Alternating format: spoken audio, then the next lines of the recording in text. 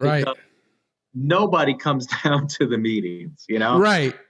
And now that we have them live on Zoom and Facebook Live, and then it's recorded so people can see them later. Right. God, you get so many people involved, and that was important to us as the new board. We said, look, we're going to have more transparency and communication and stuff. So the ability to do this stuff is awesome, Yeah, no, I'm super excited because I've been talking about this forever, and I've been one of the ones that started doing it in Pest Control Podcast, and I've been telling people, listen, I something's going to happen, and nobody wants to do live meetings, and everybody wants to do a room, and here we are. Well, you know what? You and I have been talking about doing this for a long time, over a year. I know we've had two good conversations that we could have done a podcast on if we would have just recorded the phone conversation. It's okay. And look, you know that I do meetings. I go all over the country to do meetings. Right.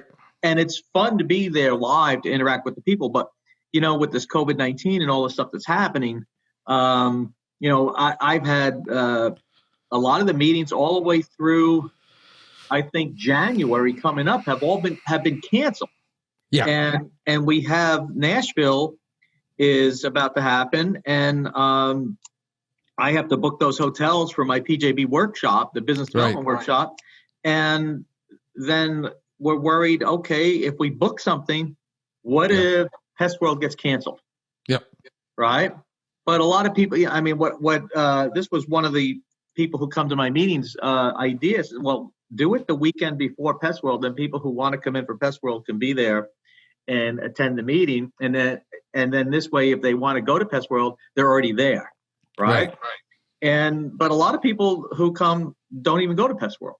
Right. So, it is what it is. We'll figure it out along the way, Yeah, so no, I mean, a lot of guys are doing summits. I mean, I've gone to 3 summits where they were weekend long. Yeah. Straight on Zoom. And then the classes were recorded, and I had 20 guys do a summit, and I basically paid for the conference online.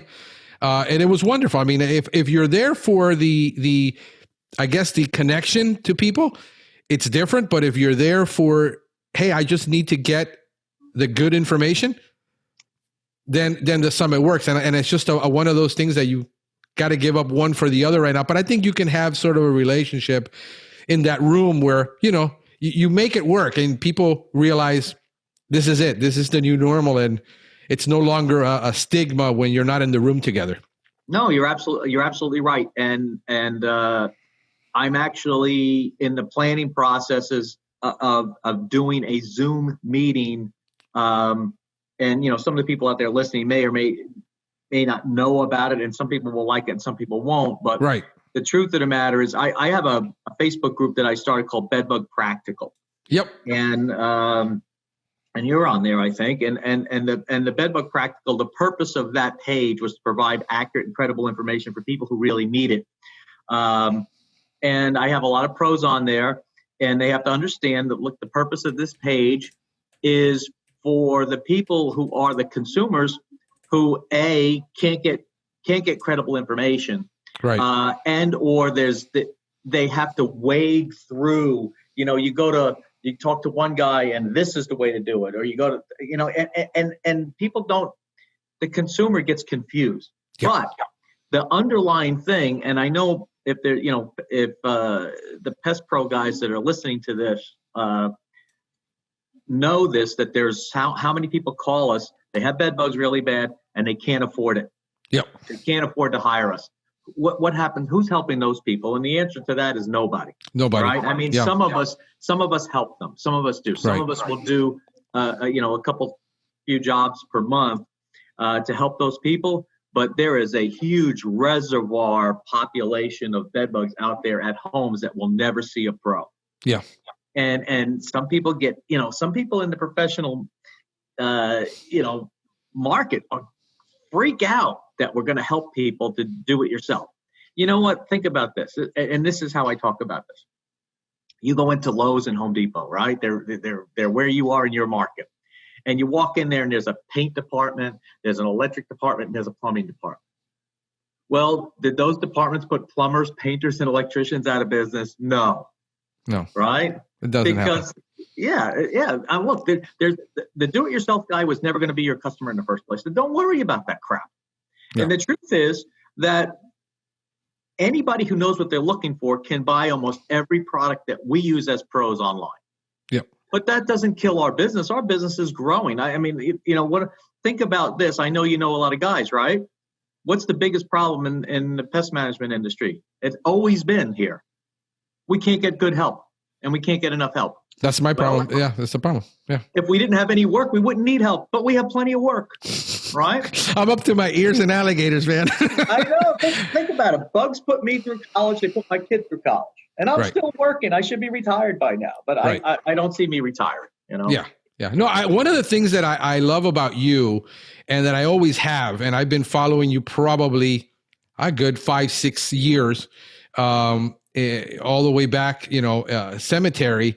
And one of the things that I love and that I think that we both see in common is that you're an advocate for the consumer.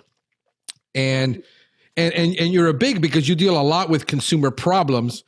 I mean, right now, you and I on the internet and on the web and on YouTube, we're probably the most loved and hated guy at the same time. Because I kid with people who are around me. I said, look, you know what? I'm making new friends and new enemies every day. Yeah. But when you think about it,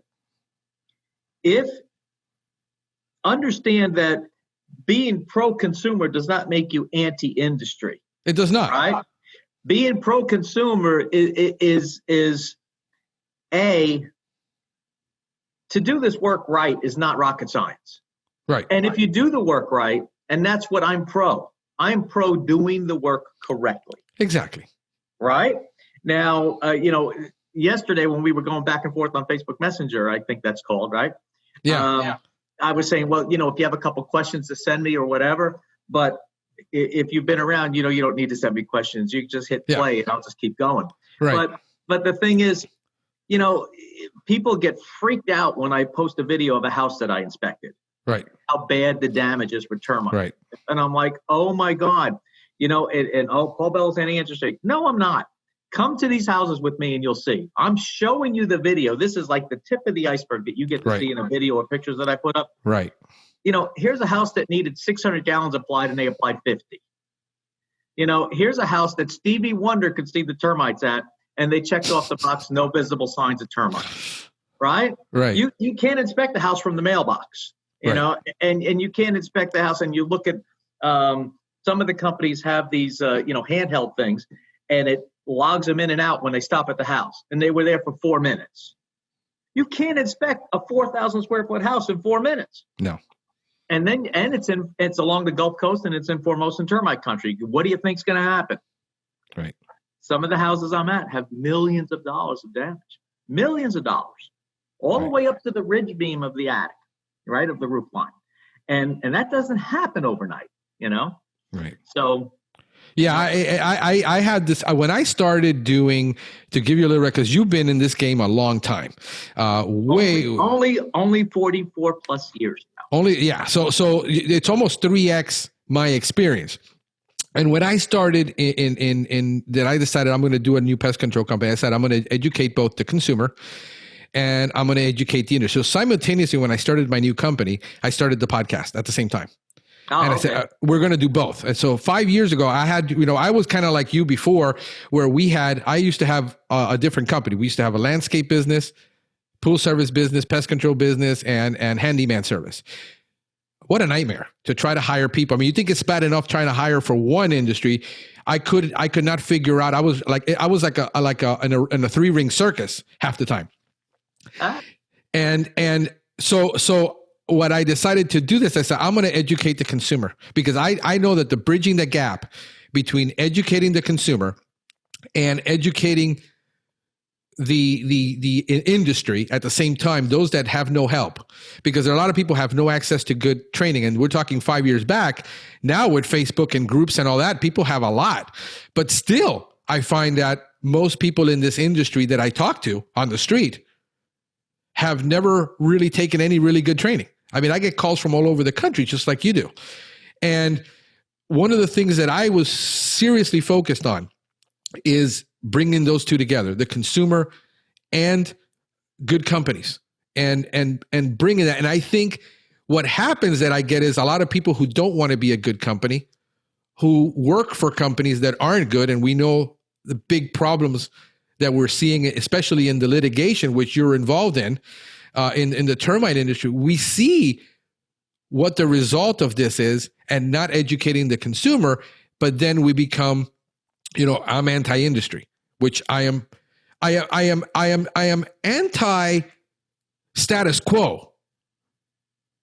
I'm not anti-industry because a lot of what I do benefits the industry as a whole, because we live now in an age where information and transparency is the name of the game. And a lot of the old people and the old guard in this industry don't want that. They don't want the transparency. They don't want that honesty from the consumer. Think about this. In the old days, and I'm talking about pre-internet. Right. You could go to somebody's house and tell them almost anything. And if you spoke with confidence and you were clean cut looking or whatever, they would believe you. They wouldn't question anything. Right. Today, this Galaxy 8 is more powerful than my first computer. Yep. I can go on Google, and a homeowner can Google anything and find out what's what about the kind of ants they have, the kind of termites they have, the kind of roaches they have, or whatever. So now you come walking in there and tell them stuff. As soon as you leave, they're gonna look it up to see if you were telling them the truth or not. Right.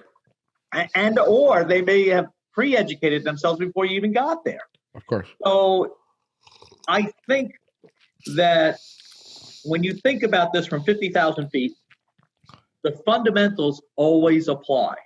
And you'll see me say that often, that the work that we do has to be what I call entomologically sound. And I'm the one who coined that phrase because I'm the first person you've ever heard say that. What does entomologically sound mean? Well, what that means is no matter what work we do, it has to match the biology and behavior and the circumstances for the pest we're dealing with, right? Yeah. I mean, that makes sense. With people with bedbugs, I tell them, look, I cannot solve your bedbug problem by applying the world's best bedbug killer in the kitchen and solve the bedbug problem in your bedroom. That's not entomologically sound. It doesn't even make sense, right? Right. Same thing with termites. Same thing with every pest, and so when you see, I have videos and stuff about this kind of thing where people have to pick, hey, how do I pick the best bedbug professional for myself? Well, what the guy's telling you has to make logical common sense to you too. Ask questions, right? And here's the important thing. And this is what I'm challenging our industry to do. Do high quality work, get a high quality price for high quality.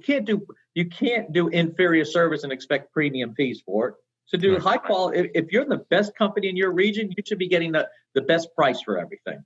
And make money on purpose and not by accident, and also stand behind your work. So the guy with the high reputation that has high quality work is entitled to make more dollars than the people who are doing not so good work. Make sense? Yeah, absolutely. I mean, how do you argue with that? That's what I stand for. And it's crazy to me how in the past, and I know you've seen it, where I'm posting a video about look at this damage at this house, and people start arguing with me. Yeah. I don't know how you're arguing with me because I told you this much of the story. I told you what's important for you to know. There's a lot of damage here because these people didn't either inspect the house right or didn't apply enough termiticide or in the right places to stop the termites for these people or whatever. So there's that. And you were worried. I was worried I wouldn't have enough to say to you. Oh, believe me, we can have a conversation. Let me go back here because I'm looking at the comments online. We're live. And I was just looking at making sure that if anybody had questions, I'm happy. By the way, I'm happy to answer any questions that come in that people are sending. Yeah, I'm keeping an eye on the thread here. So then I suffer from ADD, ADHD, and CRS. So Paul Daniel's on, and everybody's just saying good morning to you. So Pete Chopin is on, and Triple D's on, and Who else is on there? There are people coming on board now. So, but yeah. So Hey, well, let me just mention one thing about our industry, which is awesome, and that's the people in it. I mean, there are so many awesome people, and good morning to everybody. And you know, one of the things I enjoy the most out of this industry is meeting some really great people. So thanks to everybody who's here. Yeah, no, that is, it takes a special person, I mean, to really do this job and really care about what they're doing, especially in today's where everybody's freaked out about chemicals. And I mean, one of the reasons we got into IPM and eco-friendly, which is really what we do, is just classical IPM, entomologically based, services. And we basically do this because, so it takes a very special person to care about today and especially with the generations that we obviously are going with, the generational issues that we're dealing with. I'm struggling with that as a Gen Xer who is dealing with millennials now and iGeners who the social skills that are needed to do this job is one of my biggest challenges. Is not finding somebody who can do the technical work. I can train a monkey to do this. It's finding the people with the social skills that just give a damn and care about other people. Look, think about this. When these things first came out, and now everybody has one. If you don't have one of these in your pocket, something's wrong with you, right? But right. You turn around to work with these guys in the field, and I'm working with people all over, and you want to say, look at this over here, and you turn around to the guy to see if he's listening to you, and he's doing this. He's not even looking at you, right? Right. So I'm like, okay, I'm 5 feet away from the guy, and I'm better off sending him a text about, look, this is how the termites got in this house. Just look, put that thing in your pocket for 10 seconds, right? Right. So yeah, it is kind of funny. But and I'm gonna repeat what I said earlier.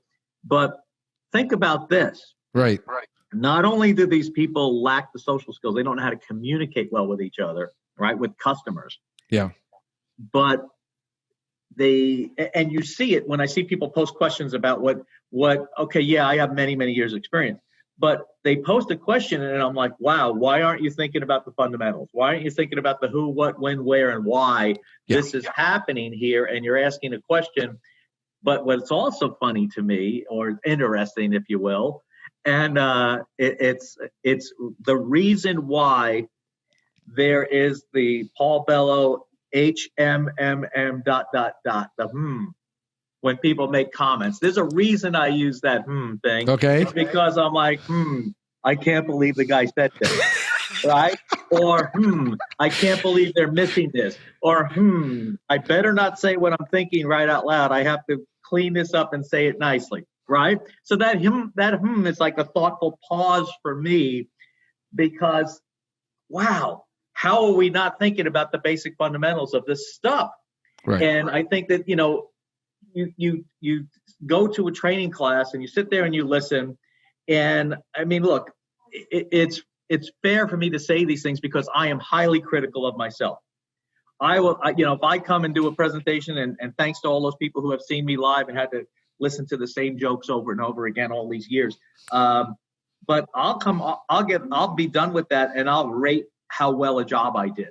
Because my job is to teach people how to do stuff. And I want to tell them those things in an interesting fashion so nobody falls asleep. But at the end of the day, you sit there and you look, inspection. And how important it is. Well, you know what? Teach people what they're looking for and how to do it. Yeah. And teach them the tips of how and you can't learn these tips in the book. And they're not in the regulations, right? And that's another funny subject that comes up all the time in my world are the regulations. Well, think about this.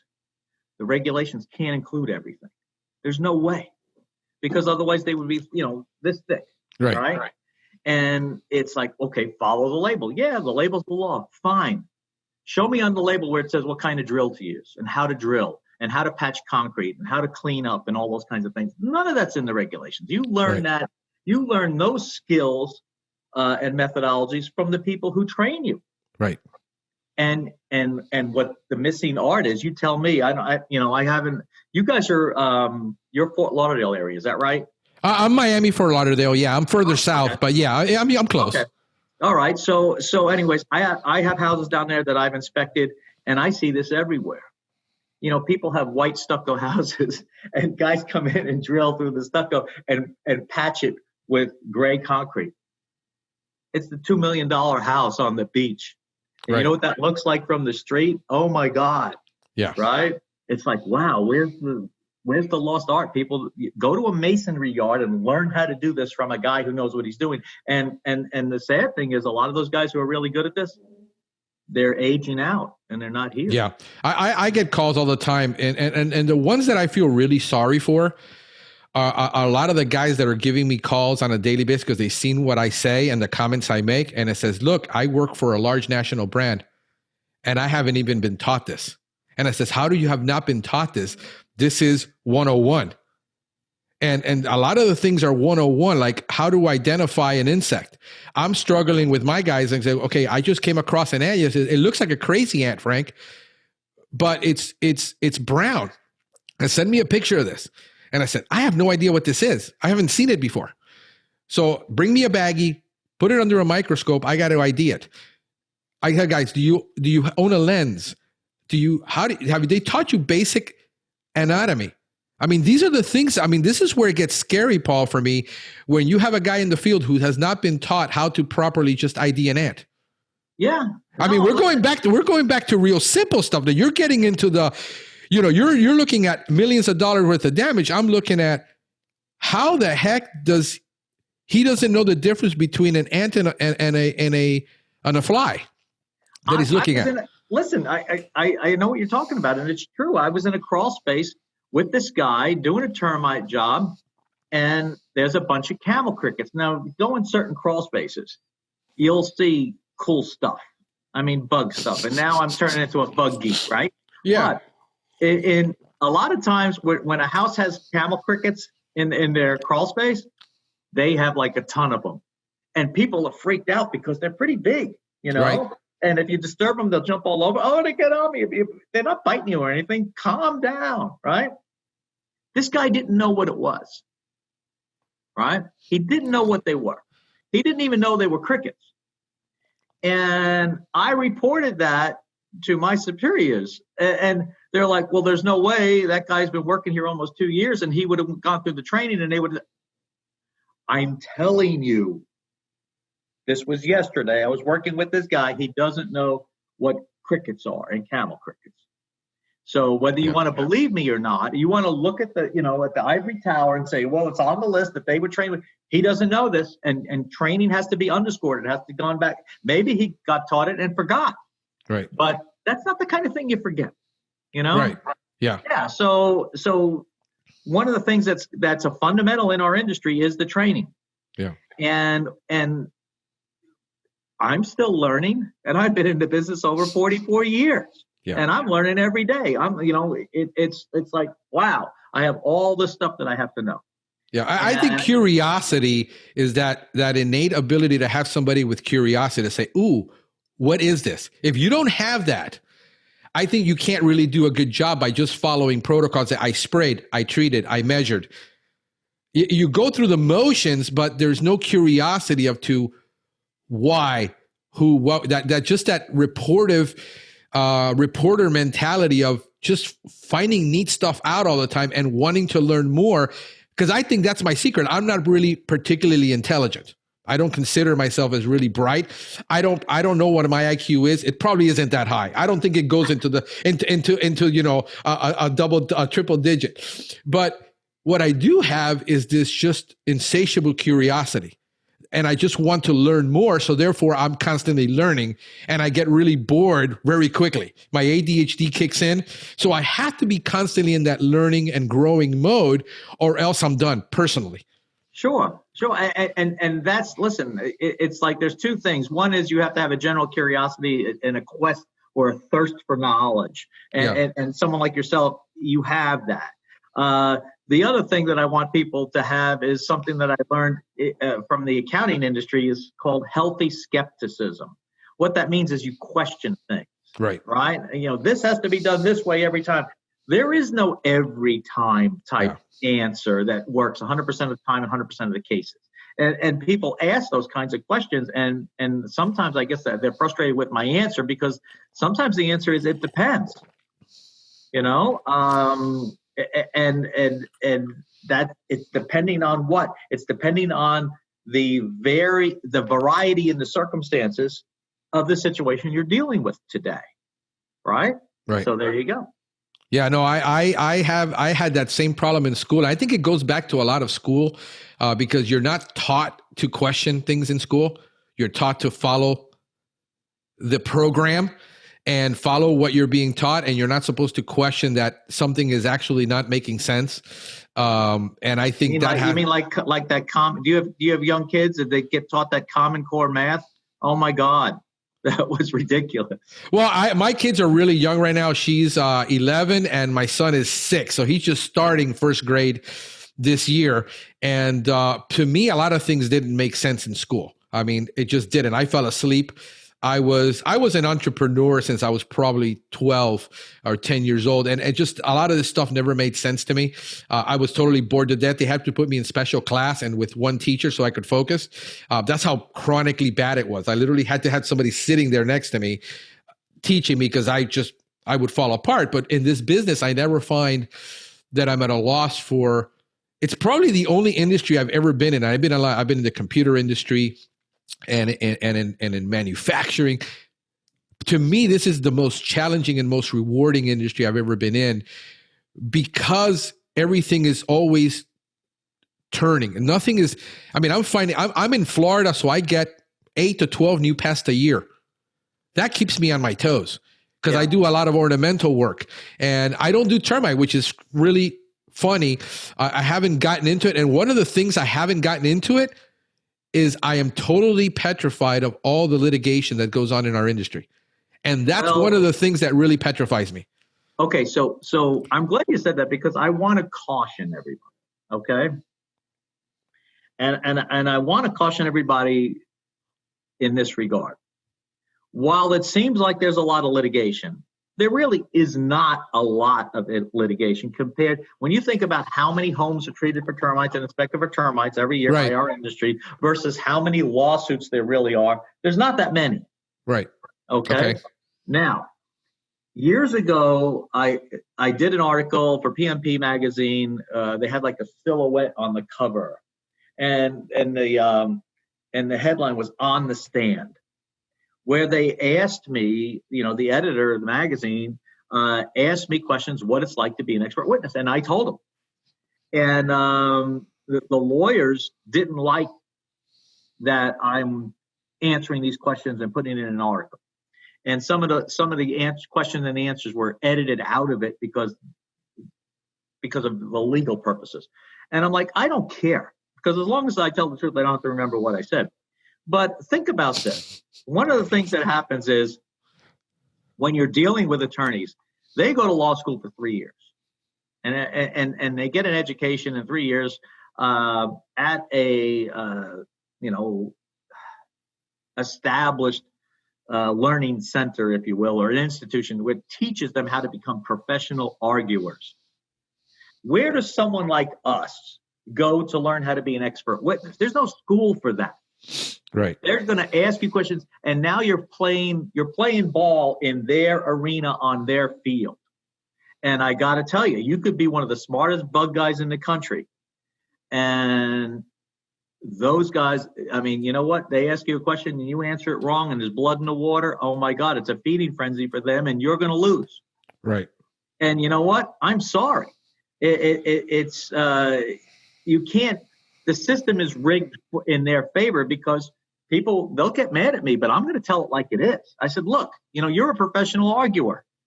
I've been doing bugs my whole life. I don't care what the regulations say because I can't take this regulation and stop the termites coming into this guy's house from it or the bedbugs or whatever. I have to do what's entomologically sound, and the regulations don't matter. because the termites are the termites, whether you're in Florida or Georgia or Texas. It's still termites, and you still think about it. The labels for the products that we use are federally registered across many states. And you do the work the same way in Florida that you would do in Texas, that you would do in New York, because you're killing the same bugs with it and using the same product, right? Okay. And they want to argue about that kind of stuff. And I'm like, wow, that really doesn't matter. What matters is you didn't get the bug juice where the bugs are, and that's why you have a problem. And that's a fundamental that goes across every situation, right? Right. You can't kill the German roaches in the kitchen by applying Max Force Magnum in a bedroom, right? Makes sense. Right. So, anyways. Yeah. What So else? no, let's talk about because let's talk about a little bit of history, because I understand, and you're related to probably the guy, and I want to bring this out. I want you to talk about this, who really got me hot about doing IPM and the future of pest control. I'm going to give you a little bit of story. Okay. 2006, I got into this industry, and the way I was taught to do pest control for ornamentals is you take a 100-gallon tank and you mix 8 ounces of this, 8 ounces of fungicide, you mix 2 insecticides, you put in a fertilizer, and you spray everything. That was my training. 6 months later in December, I go to a Univar CEU, my first CEU conference that I had to go, and I had no idea. I still, 6 months later, I don't think I knew anything about bugs. Okay, this is why I'm so passionate about the training, because I was trained so badly. Okay. And this little skinny old guy with a bolo tie stands up at the end of the conference. I think he was like the 4th or 5th guy. And he starts talking about the future of pest control. And I'm probably the youngest guy in the room. I'm probably 30 something at the time. And he starts talking about the future of pest control, how the future of pest control is going to be green, and how IPM and this and that. And I look around, and everybody in that room is probably in their 60s. And they're all shaking their head, arguing with him. I can see it.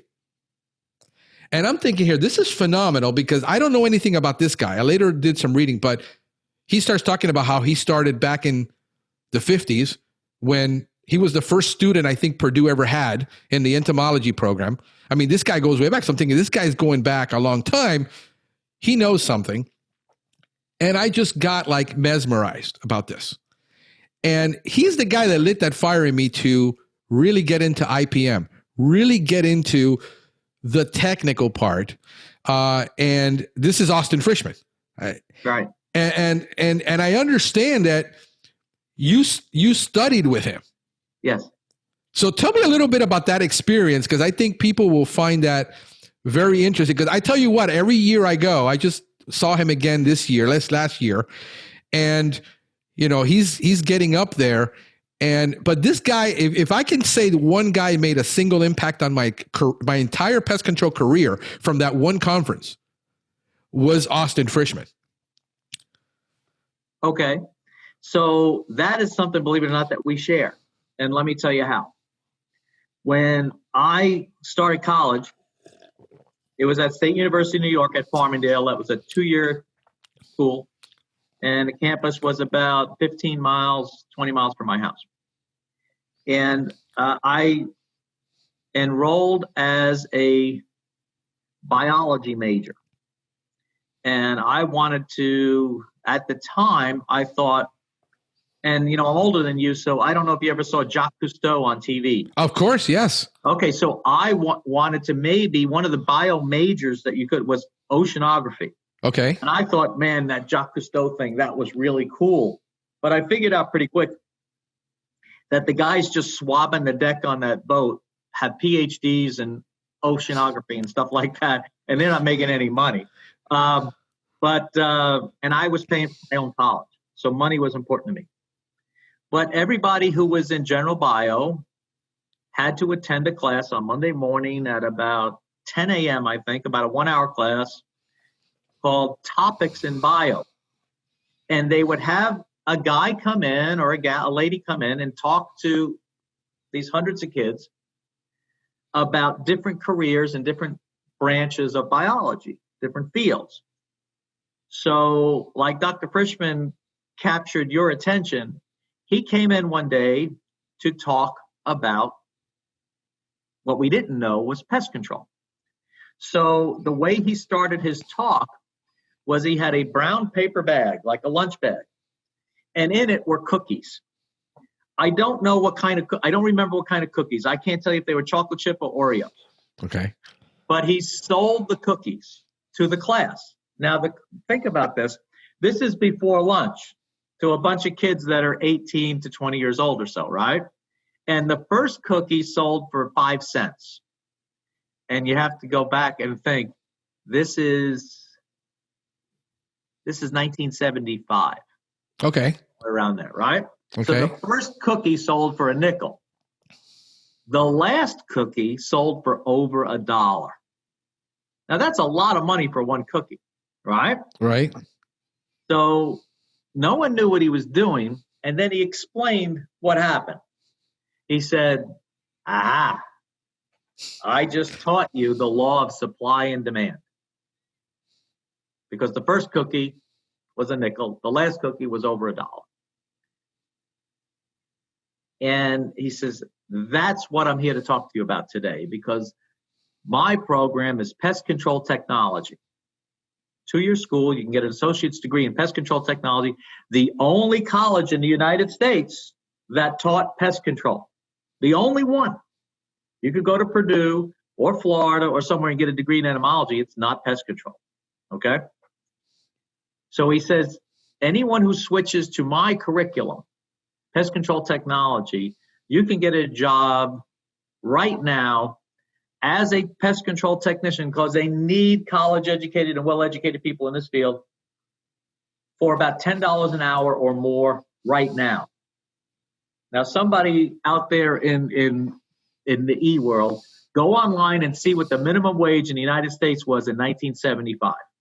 You're going to find out it's somewhere about $3 or less an hour. Yeah. I remember my mom telling me.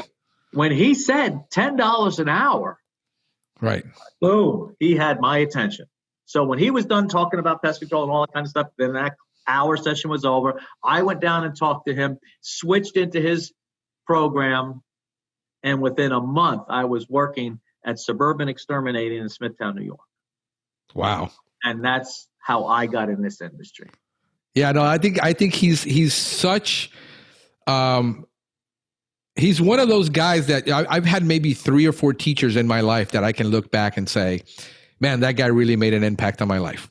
You know, he's probably one of the best guys that because he teaches from practical knowledge, and what's, you know, it's, I could get up and go get the letter, because I just received the letter from him about, I want to say 2 weeks ago, where he's officially retiring.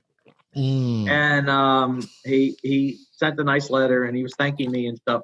And because I'm the founder of the Austin M. Frischman Endowment Scholarship at Purdue University for people who want to go to school for entomology. And that thing was started in 1994. Wow. And every year, a lot of people don't know this, every year, a number of kids get a scholarship at Purdue. So now think about 1994, it's 26 years ago. There's probably over, I want to say 40 or 50 kids who have gotten money from that scholarship, and it's an endowment. It's there forever. So I did that as a way to thank him. Anyhow, that being said, he's, you know, I called him up when I got the letter. I said, okay, Doc, you know, you've threatened to retire before. Right. And he says, nah, this time I'm serious. I said, okay, well, you know, we'll see, because if I have an event or sometimes, you know, people call me and say, can you get him to come with you? And I'll call him and see what I can do. But the other point I wanted to make is, if both of us are a speaker at a program, you watch, I mean, look, if you were paying attention, you'll know that if someone's speaking at a conference and Dr. Austin Frischman is at that conference, depending on what topic it is that he wants to hear about, he's in the front row, in the middle, taking notes every time. And I'm amazed that I'm talking and I'm one of his students and he'll take 4 or 5 pages of notes from me. And I'm like, Doc, why are you taking notes from me? He goes, can always learn something, right? So that's a pet peeve of mine when I go and I'm a speaker at programs, because you look around the audience, and I'll do this, once in a while. I'll get, okay, all the ladies in the audience, raise your hands, and so everybody look around. All the guys look around. You see, there's only about 10% women. And I said, but here's the difference, and I'm going to challenge you guys to be as good as the girls, okay? And don't get mad at me because I said girls or ladies or however I characterize it, the female. There's only 10% of them, but 80% of them will be taking notes. The 90% guys, we're lucky if 10% of them are taking notes. I said, what? You spent money to come here. You're not working today. You have the opportunity cost of even being here, and you're not going to take notes because you're going to remember everything Austin Frischman said today because your ego won't let you take the notes, right? Because of testosterone. Take notes. You can learn, right? So anyways, I try to get people to take notes. Yeah, no, I remember. I still do that. I take copious amounts of notes because I'm in there for the 99% of the stuff that you're going to say I probably know, but I'm looking for that 1% of stuff that said, man, that's, like I said, that's the day when I sat in that conference that I said, I'm going to focus on building my company as an eco-friendly business because that's the future. And here we are today having that argument on Facebook, on Twitter, that how do you become eco-friendly? How do you do this? How do you use natural? And I know we've had, and I know where the limitations of 25B is, and I know the complexities of it. And I'm not a guy that pushes 25B. I'm a guy that pushes IPM on principle, and then figuring out what is the lowest risk product that you can use to solve that problem. Not necessarily, it's like, what the question that probably burns you up as much as it does me is, what is the best product to use for bedbugs? Listen, if you're paying attention, you know how to answer that question. I don't care which product's the best. What's more important is how you use it, right? Yeah. Getting that whole get the bug just where the bugs are thing. Yeah. But the thing about being green is I don't want people to go bonkers and crazy overboard with being green and getting overly concerned and worried about it. Because think about this. When I first got into business back in the 70s, the products we were using we were applying pounds per acre or pounds per 1,000 square feet of product. And that's a lot of pesticide. Today, you're putting, you have these squeeze and pour jugs. You're putting 6 milliliters. 6 milliliters. Right. A teaspoon is 5 milliliters. Right. In a gallon. That's very, very low amount of AI. Yeah, I think most gallons will have a pound, maybe, if you're lucky, in a 2.5 container, a pound and a half of actual pesticide in a jug. Yeah. Yeah. There's not a lot of toxins. The newer products that we're using, the pyrethroids and some of the others, are used at very, very low rates. Right? Right. So in that aspect alone, it's you could argue that that's being green. The other thing that happens, and you'll see this, I answer this all the time, and I'm saying this all the time on the Bedbug page, is when I get called in as a consultant to help solve bedbug problems at apartments, community homes, and places like that, housing authorities and things, I'm probably removing more bedbugs and killing more bedbugs with a vacuum than any other one method. And people freak out, but I'm like, look, use a vacuum, use a good vacuum. Oh, they're going to come out of my vacuum. Most of the bedbugs are being killed by the vacuum. Think about this, put it in perspective. I'm basically going to suck you up into this machine that's as large as your house or bigger compared to you. What do you think you're going to look like when you get done in there? So I don't have a lot of live bedbugs that I find in my vacuums. But the vacuum does a great job. And guess what? There's no resistance to a vacuum. Right. The resistance is people, you see this on the bedbug pages. I vacuumed my whole house. You don't have to vacuum your whole house. You only have to vacuum where the bedbugs are hiding. Right. German roaches, same thing. God, you'll remove more roaches with the vacuum than any other way. What are you going to go in there? I'm a consultant for big apartment companies, and I go in them all the time when they have problems. I get on an airplane and go wherever it is, and the pest control company's caulking the cabinets with baits. Stop. If it didn't work the first time, and you're going to do more of it, that's kind of like chasing parked cars without a helmet, right? Think about it. Yeah. So you have to stop what you're doing. And why is this not working? The roach is going to come out and commit suicide all the time. You know what? Use a vacuum. Let's say you have 1,000 roaches in there. Use a vacuum and get rid of 950, and now you have a better chance of killing the last 50 that you can't get at with the bait. Yeah, and we just to give you a little testimony about what you're saying is 3 years ago we got consulted because we're one of the more vocal. I mean, I'm on YouTube, on everything. So this is my strategy. This is how I get my business.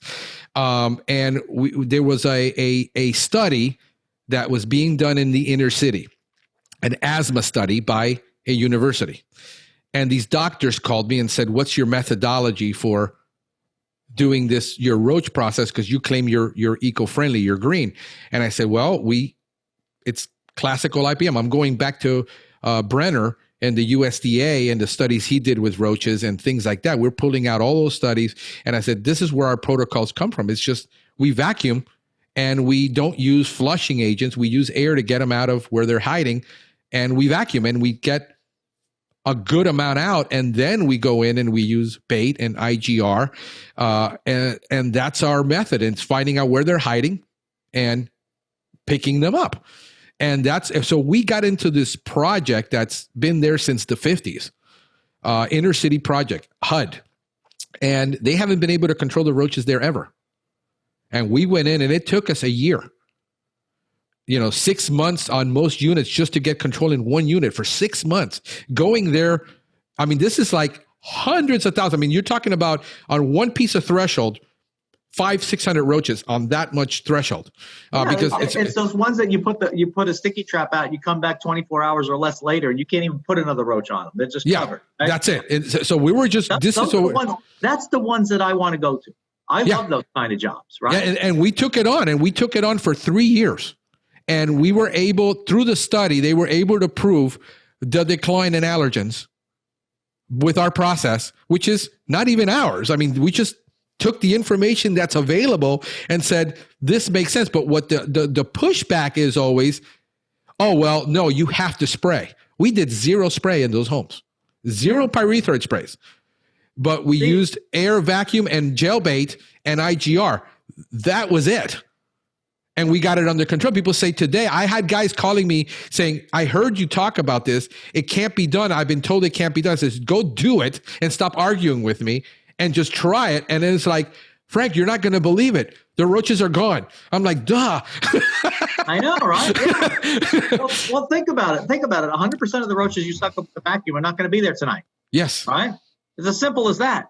And I guess you're going to love this, but, think about what was the first commercial big time roach bait that was on the market way back. Was developed. It was being built for a company called American Cyanamid that doesn't exist anymore. I don't think. And it became Combat. And you know where Combat was being used? With Dr. Frischman. We used some of that stuff on his ping pong table in his basement in his little house in Farmingdale and out in the field. And the roaches would come to the end of the bait thing. It was like a plastic thing that you like a big syringe, right? Yeah. Didn't have the guns yet. Yeah. And the roaches would come to it. And he looked at me and he went, "Ooh, this is going to be good." And that was way back when. Right? So I was lucky. I mean, think about it. I was lucky to have the education and the training that I had. It's not that kind of training is not available anywhere. There's no college for that anymore. But I mean, I was vacuuming roaches in the 70s. And people are like, "Wow, you don't have to do that." Well, just spray them. It's easier. Yeah. Right? And that's just what it is. It comes down to like, hey guys, this is when we were in those units, by the way, this is not easy because we were in those units for somewhere between 2 and 4 hours. I mean, that's how bad this was. We're talking about people. There were 4 kids in that house, all of them had asthma. I mean, it was just that chronic. So at one point, this is where we got hired to do this because I said, look, this is going to be long-term strategy. And then we had HUD arguing with us. Yeah. And saying, we've got our own people doing this. This can't, they're saying it can't, they're doing it. There's no problem. They were totally denying the fact that there was a problem when we have hours of footage of watching millions of roaches in a drawer and saying there's no problem. They were giving them, the Advion. They were actually giving the people the syringes with the Advion and the pucks. And there's no way this person is ever going to control this big of a problem without this knowledge by applying bait everywhere. And so that's one of the things that for me as a human being, seeing that amount of suffering and saying, I'm not going to do anything about it because those people are never going to pay for it or they're never going to whatever. It's this attitude that we see in groups when we say about, giving something away because people can't afford it. There are people who have written me. I have videos and videos and videos that I do on how to control roaches, and I show people how to do it. And I literally had one lady who was in a group who's probably it was in Bedbug group, and says, I can't get any help. I'm trying. She was actually in a Bedbug group. I think you're in it. And it's one of the big bedbug groups now. I can't remember. And I contacted her and I said, look, send me a picture of what you have. Let's take a look at it. And I walked her through the whole process of having to solve this problem because she says, you don't understand. I just moved here to this apartment with my daughter. We don't have any money. The landlord isn't going to take care of it. We're in a market in Miami for people that don't understand Miami. It's a 50% rental market, which is astronomical. People can't grasp that in middle America. 50% rental market, but it's 65% Hispanic. The average household income is less than $36,000 a year average. And the majority of people, I go to these buildings where I see these little old people living there. And they're crawling roaches all over. Their kids don't visit them. Yeah. I mean, this is the sad part of what I'm talking about in the industry, the stuff that breaks your heart that you're saying, so what do? I said, hey guys, let's get a Saturday and let's ring up this entire neighborhood and just solve the problem. Don't worry about it. Yeah. And people can't grasp that. This is what I find. I find that the more I give away, the more comes back to me. Yep. I do a lot of free stuff for people. I want to relate this story to you. As a student, there was only 13 of us in my freshman class at Farmingdale. And one day he's talking to us, we're just going over German cockroaches. And he says, in places where the roach infestation is really bad, you'll see that the little kids, the roaches, when they're sleeping, will get on them and chew off their eyebrows and their eyelashes. Oh, wow. Now, I did not believe him. I thought he was, because, hey, I'm a young guy, right?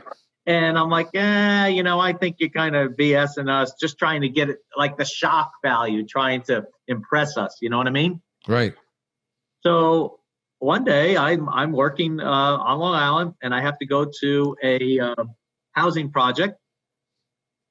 And I go into this apartment, and there's 2 little kids. They're like, I want to say maybe 3 years old and 4 years old. And I'm the exterminator. They had to do a German cockroach clean out. And these kids came from the hallway into the kitchen area where I was working, and I looked at them. And my first thought was, you got to remember the time frame now. This is like 70s or late 70s, early 80s. And my thought process was, wow, do you like banjo music? Because they both looked like that kid playing the banjo in Deliverance with the funny eyes, because they had no eyelashes and no eyebrows from the roaches. Oh, wow. they chewed them. They chew when they're chewing, it's just a hair and 2 bites, boom, it falls off, right? So they looked so weird. And I was like, oh my God, this is what he was talking about, right? And I did a roach clean out there, and there was, okay, so here's how we were doing it back then.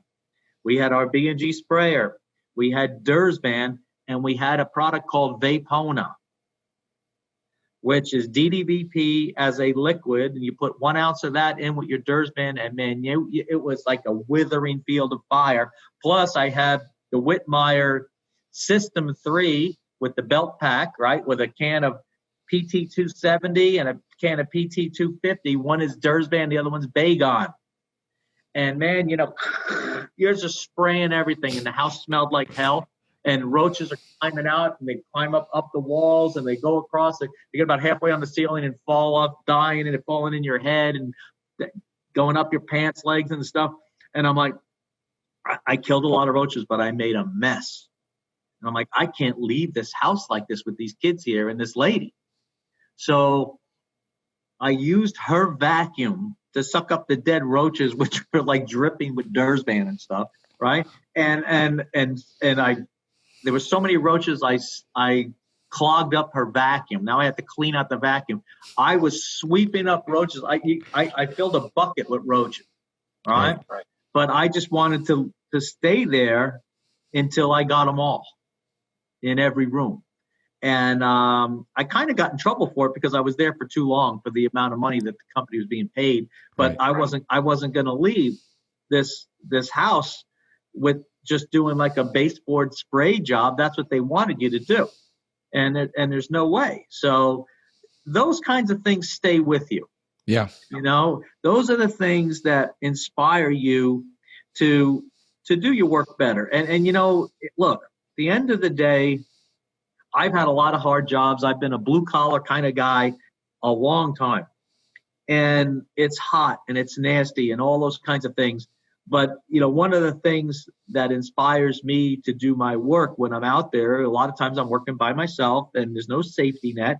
And say, I'm crawling in a crawl space looking for termites or whatever the heck it is. And I'm like, what gets me to crawl in there through the spider webs and the snake skins and God knows what you're finding down there, right? I know that old lady upstairs is depending on me, right? Or it's the other people. I'm not doing this. I'm not doing this for me and for the money I'm being paid. I'm doing it for that person. And I hope that I say that out loud because maybe that helps somebody out there think of maybe not what Paul Bello does to inspire myself to do my work well, but maybe get you to thinking, what is it that you have to hang on to and think of so that you're inspiring yourself to do the job that you need to do, because sometimes our work is easy. A lot of times it's not. Sometimes we're in a clean environment. A lot of times it's not. Right. Right. Yeah, no, that is it. I mean, I get you. I wish that the people who are listening to this would, because I think there's the other side of the story is the unappreciation there is from the world for what we do, thinking that the reason we got into pest control is because we couldn't do anything else with our lives. Yeah. And that's a stigma that society has. And I think that is so unfair. And this is why I am just dog determined to put the information out there for free, to let everybody that comes across the material realize, dang, these guys really have to study. They really have to know science. They really have to know biology. These are not a bunch of uneducated misfits that couldn't do anything else in society, and this is what they did. And I think that's probably the thing that motivates me the most to do these podcasts, is really to educate the world, because that's my goal right now, is that if I've got another 10, 15 years, think of the damage I can do through this device. Right. Well, you know what? I got a couple stories I want to tell you about that. First of all, the thing about being in our business and being in this industry is the entry level, is the threshold or the barrier to get in this business low? Yes, it is. But everybody just look up. Now we're inside, right? But we go outside and you look up. The sky is the limit for right. you. Okay. And we're like water. We seek our own level. Okay. So I have just written an article that's published in PMP, but I think they're putting it online. And it's about increasing your professionalism.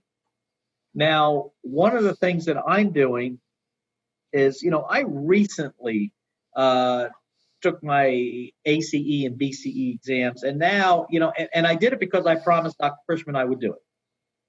And I had paid to do the test years ago, and it just never worked out because you need a BCE guy to proctor the exam for you, and that all has to work out. So thankfully, there's a guy named Alan Foyer out in New Mexico who had me out there as a speaker a couple years ago, and he was doing the exam and everything. So I did it at the same time I was out there.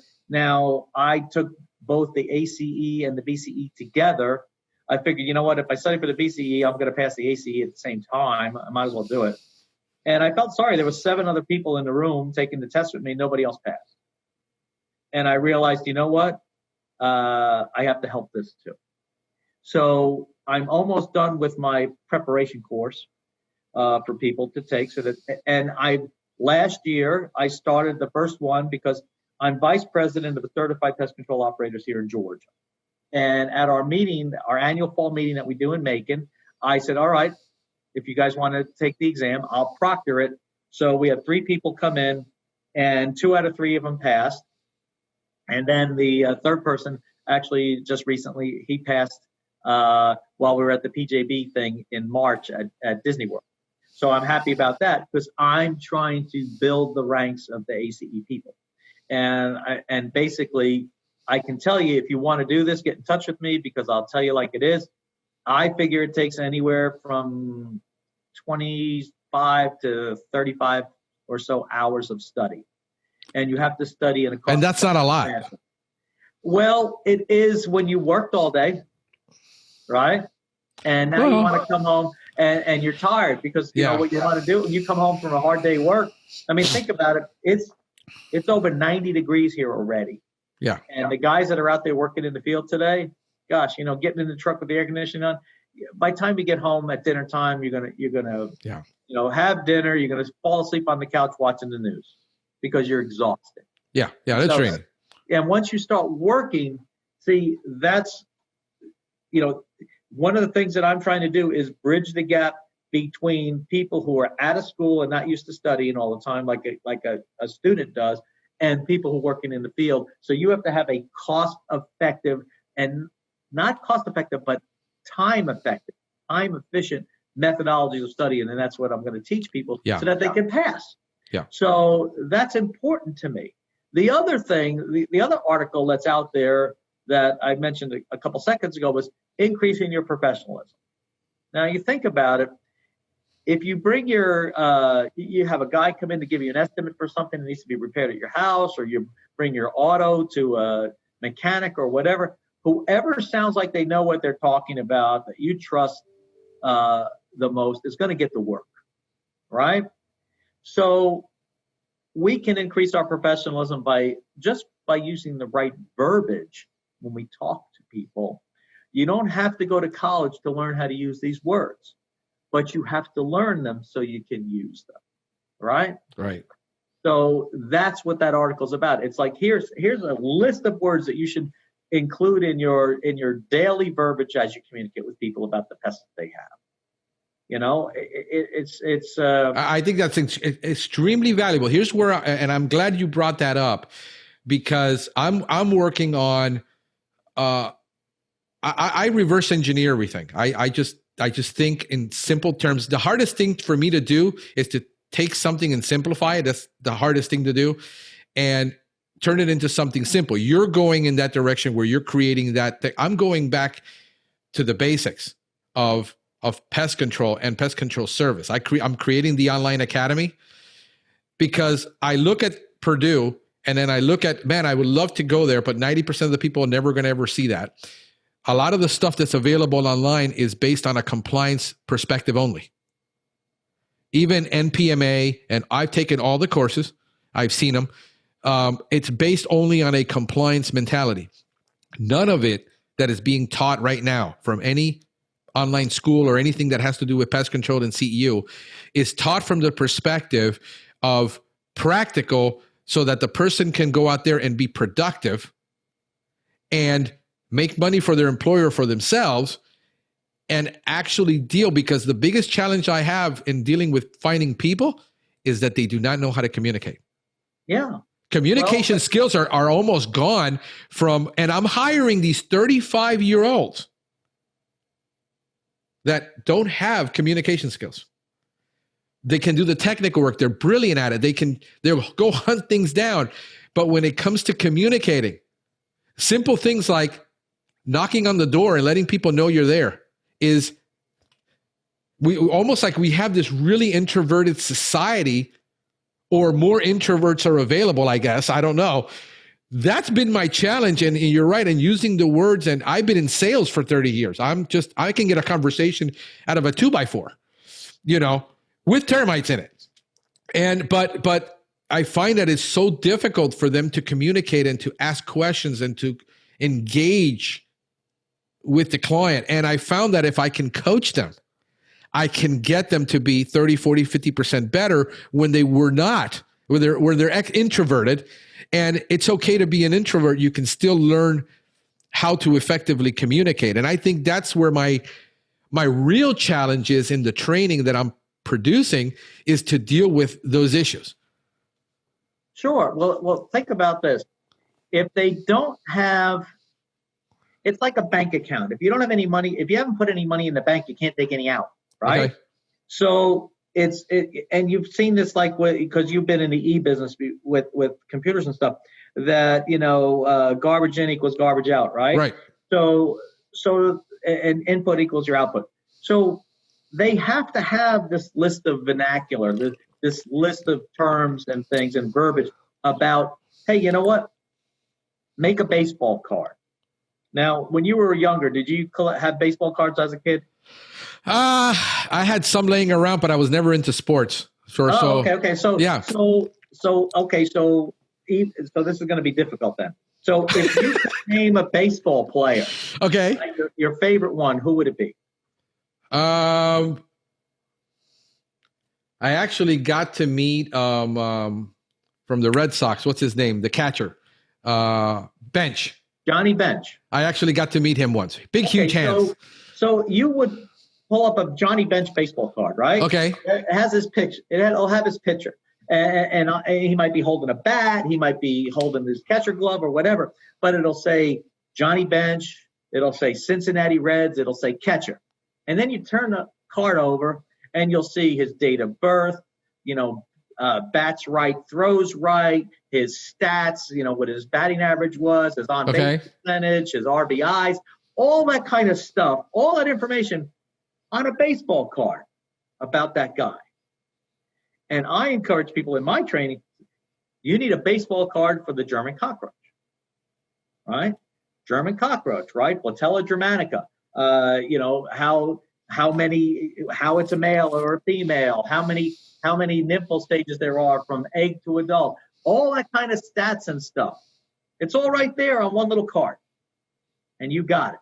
We've done that. It's funny you say that, because I actually done that for my training. We're on a 2-page protocol with all the pests they deal with, and all that data, I've done it down to like one paragraph so that it's easily memorable to them. They can memorize it. And I've done it that way because I found that a lot of the material, like in Malice, I'm going to overwhelm a tech. It's all there, but wait. Yeah. I'm going to give you this gold nugget for everybody out there. Sweet. I want you to learn this. Now, here's the thing. Let's say this is my German Roach baseball card, and you gave it to your guy, and it's got all the information you want them to know on there, and they have to read it. Don't give them that. Give them this baseball card. What do you see on there? Nothing. I know, it's blank. You know why? You write German cockroach on there, and then you tell them, here's the blanks to fill in, because when they write it, they will know it. Yeah, and I taught that technique from the guy I took the course. That's called annotative study. That's what I teach, annotative study. That means you're taking notes as you're learning. So when the guy writes down German cockroach, Blatella germanica, he's going to remember Blatella germanica. So now when your guy goes into Mrs. Jones's house and goes, well, yeah, those are German roaches. We know they're German roaches because A, they have cerci. Look at the tip of their abdomen, and you have these two projections those cerci are covered with hairs. And the reason that they're covered with hairs is because they're a sensory organ. And did you know that they're wired directly to the leg muscles? They don't go through the brain. So that when they feel the air move and the compression of air when you go to step on them, that's why they're hard to step on, because the cerci pick up that air movement and the difference in air pressure and tell the legs, start running immediately. A lot of people don't know that. The other way we know they're German roaches is because look at those two longitudinal stripes on the top of their pronotum. That's that little shield on top of their head, between the head and the abdomen. It covers the thorax. They got those really long filiform antennae. Boom, boom, boom. I just threw in about 6 different terms that anybody could learn just by writing them down. Right.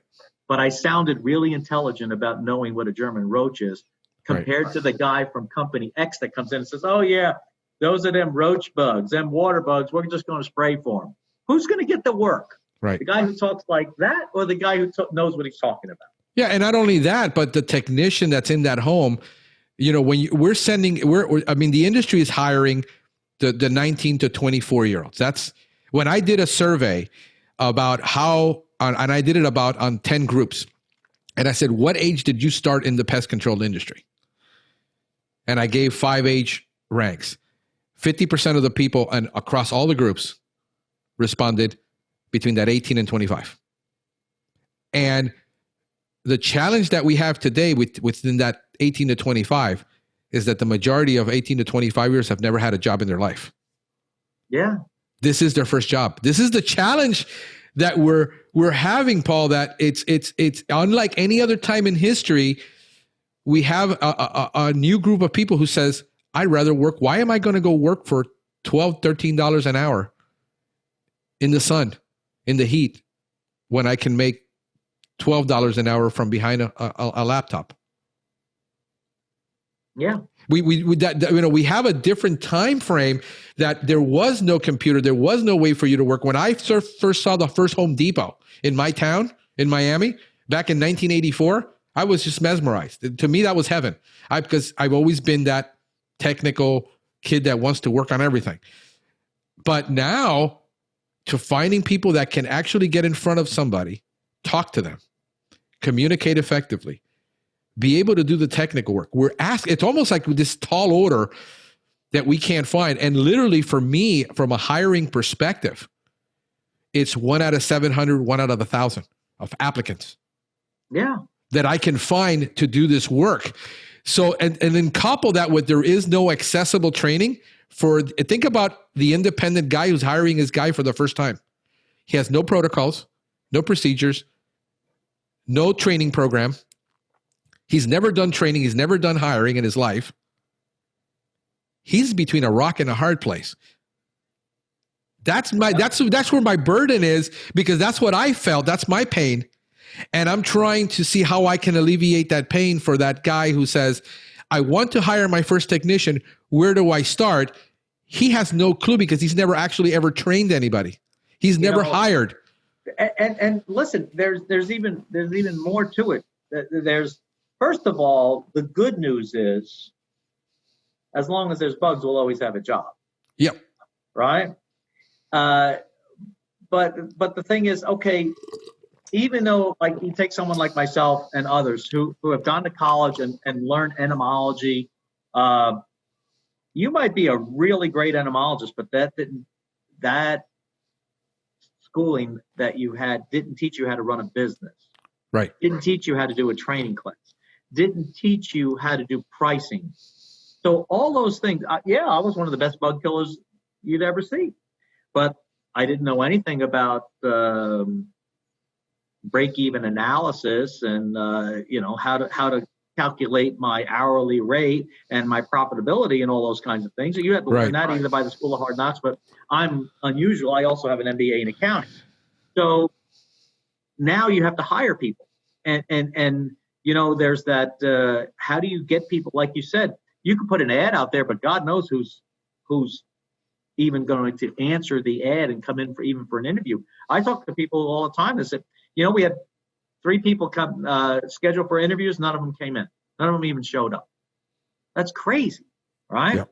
So I've had that. I've had a Saturday where I called 11 people that qualified, and I said, listen, we're going to meet tomorrow on site so that you can actually experience what your job is going to be like. We had 1 show up. 1 out of 10 or 1 out of 11. Yeah. Right. So after they've been through this is what's sad. It's after they've gone through the whole vetting process that I have. The background, I mean, they send in a video. We do an online interview. I do a profile analysis on them. We've gone through a whole process for them to go to this end process and never even show up for the interview. That's what was really shocking to me at the first time I did it. It's a different world. I did things differently. I don't mind people. I didn't do ads to hire people. I mean, I started my company I quit my job as a technical director and just said, I'm going to just start my company from nothing. And, I ran it for 10 years and had 18 people.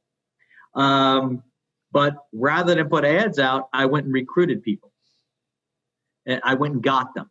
It's kind of like, do you like hunting or fishing by any chance? Yeah. What do you fish for? Anything I can catch because I'm a lousy fisherman. Okay. But when last time you went fishing, what did you catch? Do you remember? Probably a yellowtail, little tiny one, about that big. Okay. It takes a lot of them to make a sandwich, right? Yeah, okay. Yeah. Okay, so but when you went fishing for these yellowtail, you didn't go in the parking lot at Home Depot to go fishing for them, right? No. How come? They're not there. I know. They're out in the water. You have to go where they are. Right. So my tip for everybody who's having to hire people is go where the type of people you want to hire are and go get them. Stop putting an ad out that you're casting a net, right? Anything could get caught in that net. Go where the fish you want to catch are. That's the biggest and best tip I can give you to hire people. And my thinking on this, because I'm in sales, I'm always in a sales mode. So whether I'm pitching the job or I'm pitching the service, I understand prospecting. And this is prospecting 101, and it's darn hard because you have to go and engage people and invest the time to go out and look for them. And this is why people suck at it, is because they're not willing to accept the fact that this is what you really have to do. Well, because we're lazy. Yeah. As an industry, we're lazy. Years ago, I've used this as a prop how many times today? But this is where we're at. This is the reality. This was the Johnny Bench baseball card a few minutes ago, right? Yeah. Okay, but it's like, I would show a picture of a phone. It's in my presentation. An old style phone with the cord on it and the push button numbers and stuff. I said, look, you guys might not know this, but this is a 2-way communication device. If your sales methodology is sitting there in your office waiting for the phone to ring, you're doing it wrong, right? So it's the same thing with trying to hire people. Some of the people who are going to be the best employees you ever have already have a job. Yeah, so that's the reality. Now you have to go get them. Yeah. Right? Now you have to go get them. You have to go talk to them. That teller at the bank that is really great at customer service and remembers your name and stuff might be your next best employee. That waiter or waitress at the diner where you go to might be your next best employee. Right. Right. That guy who at the car wash who does a great job and talks to you and finishes up with you, that could be your next best employee. Right. Right. Rather than just throw an ad out there and God knows who's coming. Yeah, because the ad is easy. If they even show up. Yeah, right. And that's the challenge. That's the main. I've had to automate that entire process, so I only have to deal with the 1%, and right. I can ignore the 99 that isn't never going to make it. But still, it's a process. So you have to go out and invest the time. And everybody's like, but I don't have time. That's the biggest. Think about this though. Here's the gold nugget. Yeah. That you have and everybody else who's listening has to our advantage that the general public doesn't know and that your prospects don't know. One is our industry is pretty much recession proof. As long as there's bugs, we will always have a job. Yep. And generally speaking, like for like, the compensation we can offer in our industry and the potential is greater than other industries and the jobs that these people that we're going to prospect are. Make sense? Yeah. They just, the difference is the people that you're trying to prospect to, they don't know it. Right. And the flip side of that is our industry, whether we have a chip on our shoulder or not, we kind of short sell ourselves. Whereas, you know what, this industry has a lot to offer. It does. And this is why I'm so freaking excited all the time about it, because we think that a lot of the times we're also, the problem with the industry has, and especially with the small mom and pop individuals, which is probably 80% of our business, is we're always on defense. Yeah, we don't have to be. We're playing defense all the time instead of playing offense. And saying, you know, we have to go out and get this. We have to go out and get ours. And instead of being so self-protective and that everybody's going to take something, the employee's going to quit, you know, they're going to take our business, they're going to take our customers. It's just this whole insecurity. And it's always about insecurity. Yeah, you know what? But people have to stop thinking that way. Yeah. You know, years and years ago, I got invited by one of my customers when this is before I was married and stuff. And, we went to Club Med, and this is many, many years ago. I guess Club Med still exists. We got on a plane in New York and went down to Cancun. I remember the ads. I was old enough to remember the ads. It's kind of like sandals. Yeah, except for single people. But, okay. You know, and I remember you're sitting around drinking and talking to people and stuff like that. And people are going around asking each other, I'm a lawyer, I'm an accountant, I'm a doctor, I'm a nurse. Blah, blah, blah. What do you do? I own a pest control and landscape company. Oh, okay. Well, what do you do in the winter? I said, wear heavy sweaters. You know, I don't work all winter. How come? Well, because I make enough money during the season. I don't need to work all winter. I have 3 months off if I want, except if it snows, because we did snow plowing too. But, you know, but it's like people were shocked that I didn't have to work. Because they had no idea that someone that does what we do could make good enough money to be able to be sitting there at the same table at the same restaurant with them, and I don't have to work, and they do when they get home. Yeah, right. I could stay down here a month if I wanted to, you know. So it's like, okay, think about that and put that in your back pocket. And now, how do I communicate that to people that I'm trying to recruit? Because that's their future as well. Yeah. If they want to pursue it, you know. Yeah. I mean, I'm hiring kids right now that 18 to 25 and 30 somethings for more money than anybody's ever going to pay them. Yeah. Because I know what the market is down here. I got a guy who I hired an interview, says they're paying him $10 an hour. The large companies are paying $10 an hour. I was paying people $10 an hour in the 70s and 80s. Right? Yeah, that's one of the things that a lot of people who remember that history understand. And I'm paying these guys to start to learn, like an apprenticeship, at $13 an hour.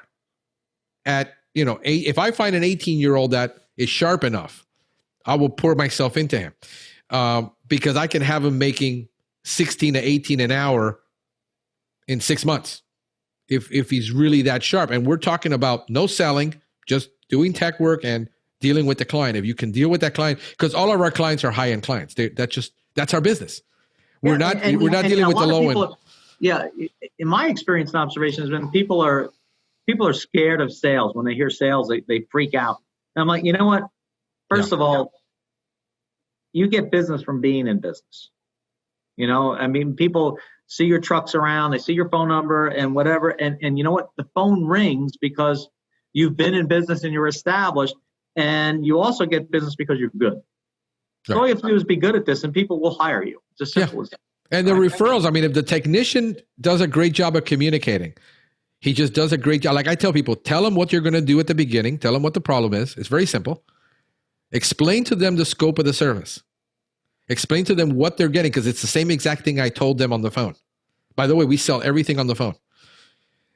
He goes out and does that. And then at the end, explains to the customer what he did that he said he was going to do. It's not that hard. It's right? not. It's fundamentals. It's that, but that's what I teach. And I just see, if you do that and then you say, by the way, could you please get me a Google review? That's selling. Yeah. You just asked for this. You closed. You just, you did what you said you were going to do. And then you simply just asked for something in return. Yeah. That's reciprocity. It's, hey, I did a great job. Do me a favor. Give me a Google review. And you know what? The other thing is that if you're good enough, people are going to do the reviews anyway. Yeah. You don't even have to, in my view, you don't even have to ask for it. I've never asked for any of that kind of stuff, but I grew my business at a different time. My advertising spend was very, very low. Yeah. Compared to the revenue percentage that other people are using, like today, especially today, I hardly advertise at all because I adopted the premium service for premium price way back. Yeah, which is what we've done. Yeah. When I first started, when I first started my business, that's how I did it. Yeah. No, we're doing the same exact thing. I mean, our ad spend right now, when I look at, it's basically in-house software that we use to manage the ads, but we're about 3%, 3.5%. Yeah. But we're still growing at that 20 to 25, which is where I'm comfortable. So I'm shooting for that 20-20 revenue model where I'm growing at about 20% a year and see if I can hit 20% profit margin. To me, that's very comfortable growth because that gives me time to hire as soon as I start seeing a need, before there's an actual need, and plan for that need, and then hire slow enough that if I can afford to fire along the way until I get that B player. I'm looking for A and B players and just start getting away the C players very quickly. But that's a revenue model for me that I'm adapting. I don't know if you've seen that, or is that from your accounting background and what you're looking at a business model. That seems to work for me fine at my age because I don't no longer have the same tolerance for risk that I had when I was 25. Well, the one of the things that we talk about at my business development workshops is making money on purpose and not by accident, right? Right. And the thing is, you have to develop your business plan. You have to know what your costs are. If you don't know, if you know what your costs are, then you're better prepared to set your pricing so that you hit your targets. And that's what we talk about. And that's one of the things that we have to teach, so that people are actually able to hit their targets. Right. And so one of the things, and I don't mean to make a negative comment about it or be derogatory, but it's great to have your percentage of growth targets as long as they're well thought out and based on good fundamental business principles. Because what happens in this industry, and I'm going to throw this out there and people will agree or disagree, is I see this as an observation in the industry that people who are growing their companies have been inadvertently influenced by the company they worked for before or the big companies around them. Yeah. And you'll see this in the conversations on the various Facebook pages, because I'm on lots of them. And I need to charge this much money for my inspection because company X, they're the big player. That's what they charge. Right. Well, your cost structure is going to be different than theirs. And the quality that you can deliver is probably going to be different than theirs. So why should your pricing be the same as theirs? Right. Right. If they're selling, Chevy Malibus, but you're delivering BMW quality work, why should your price be the same as them? Make sense? Yeah. Because that's the idea. Yeah. This industry is, we're not good at certain things, and pricing and marketing are one of them. Yeah. Okay. And even though that's a very broad brushstroke, actually I'm painting with a roller, right? When I say that, think about this. If you've been in the industry long enough, you have seen that high-tech stuff has been introduced to our industry, which can be sold at a premium price, and within a short 3 to 5 years, it's all being priced as a commodity. And who's cheaper, right? Yeah. That's what we do, because we haven't been maybe taught correctly, or our perspective is wrong. And we think that we are a product-based business. So it's like when the termite bait first came out, that's really high-tech stuff. And it was going at X dollars per foot per house. And before you know it, everybody's the same price at like maybe 20% of the original cost. We've driven the price to the ground, right? When the best termiticide came out, that was a high-priced product. Boom. Now everybody's using the same products at the cheapest prices. Right. And that's crazy.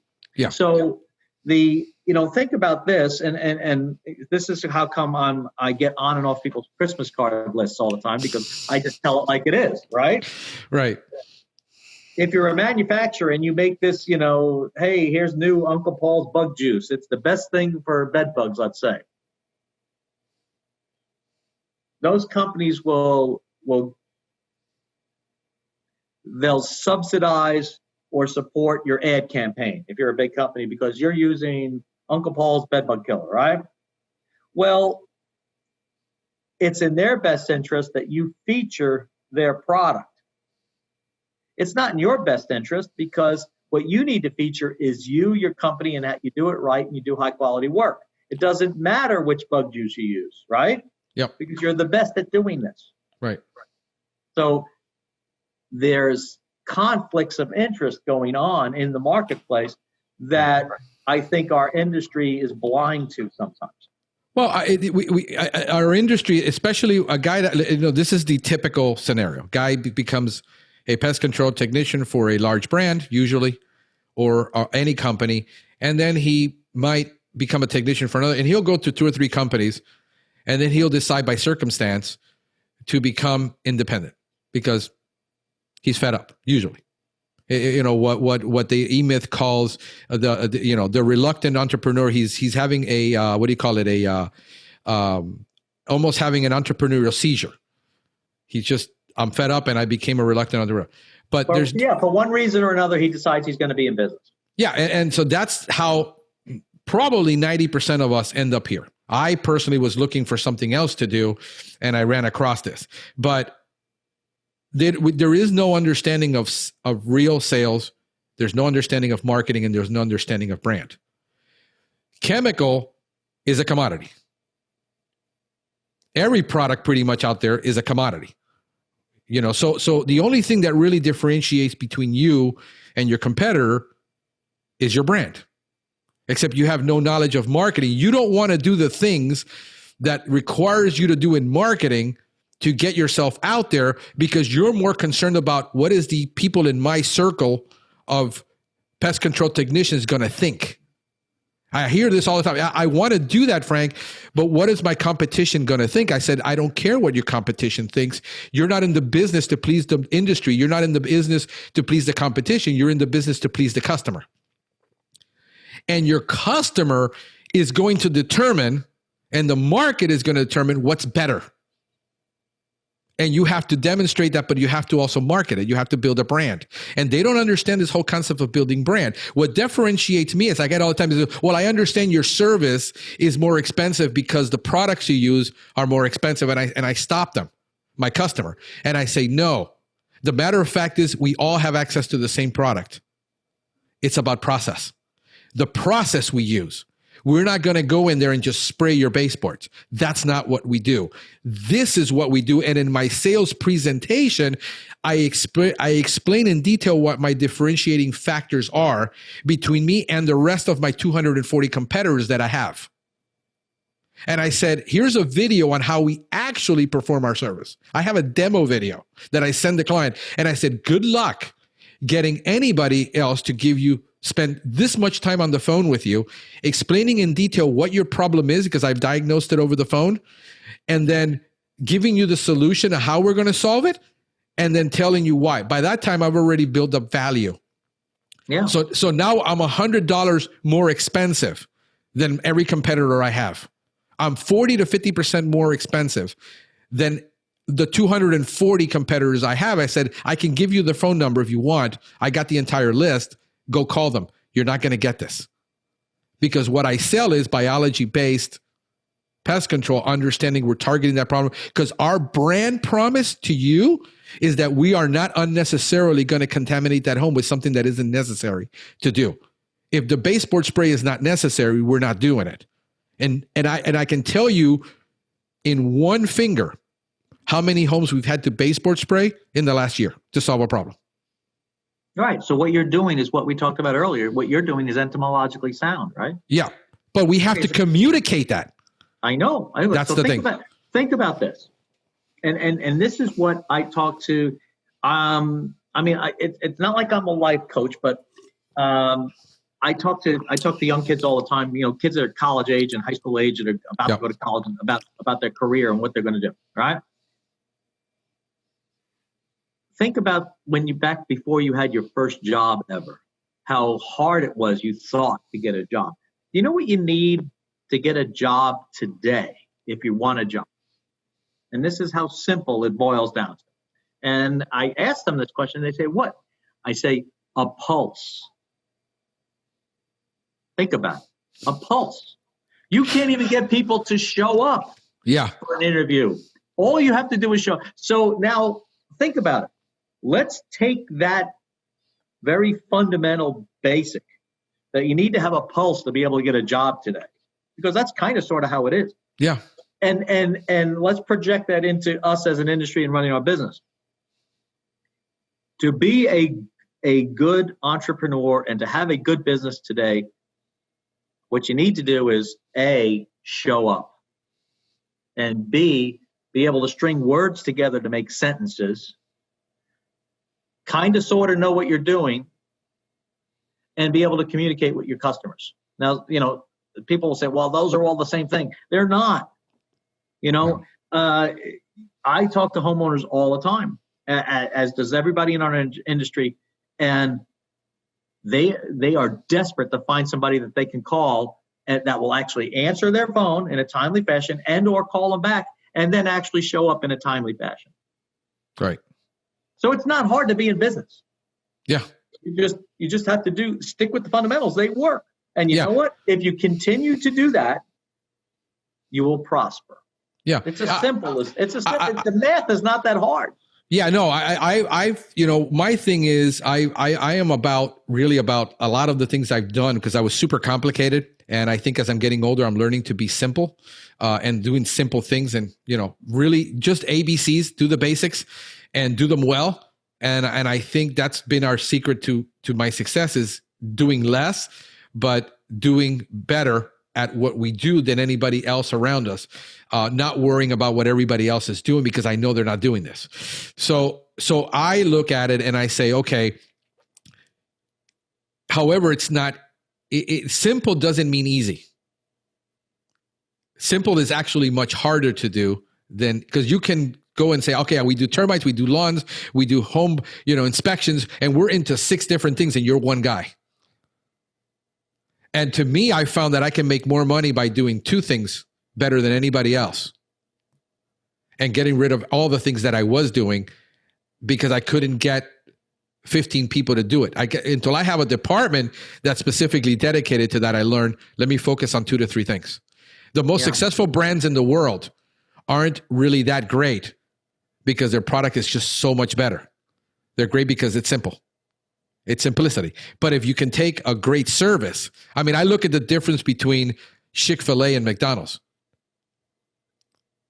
They sell sandwiches. It's not that hard to make a sandwich. Yeah. It's the people and the culture that you bring around you and the culture you create.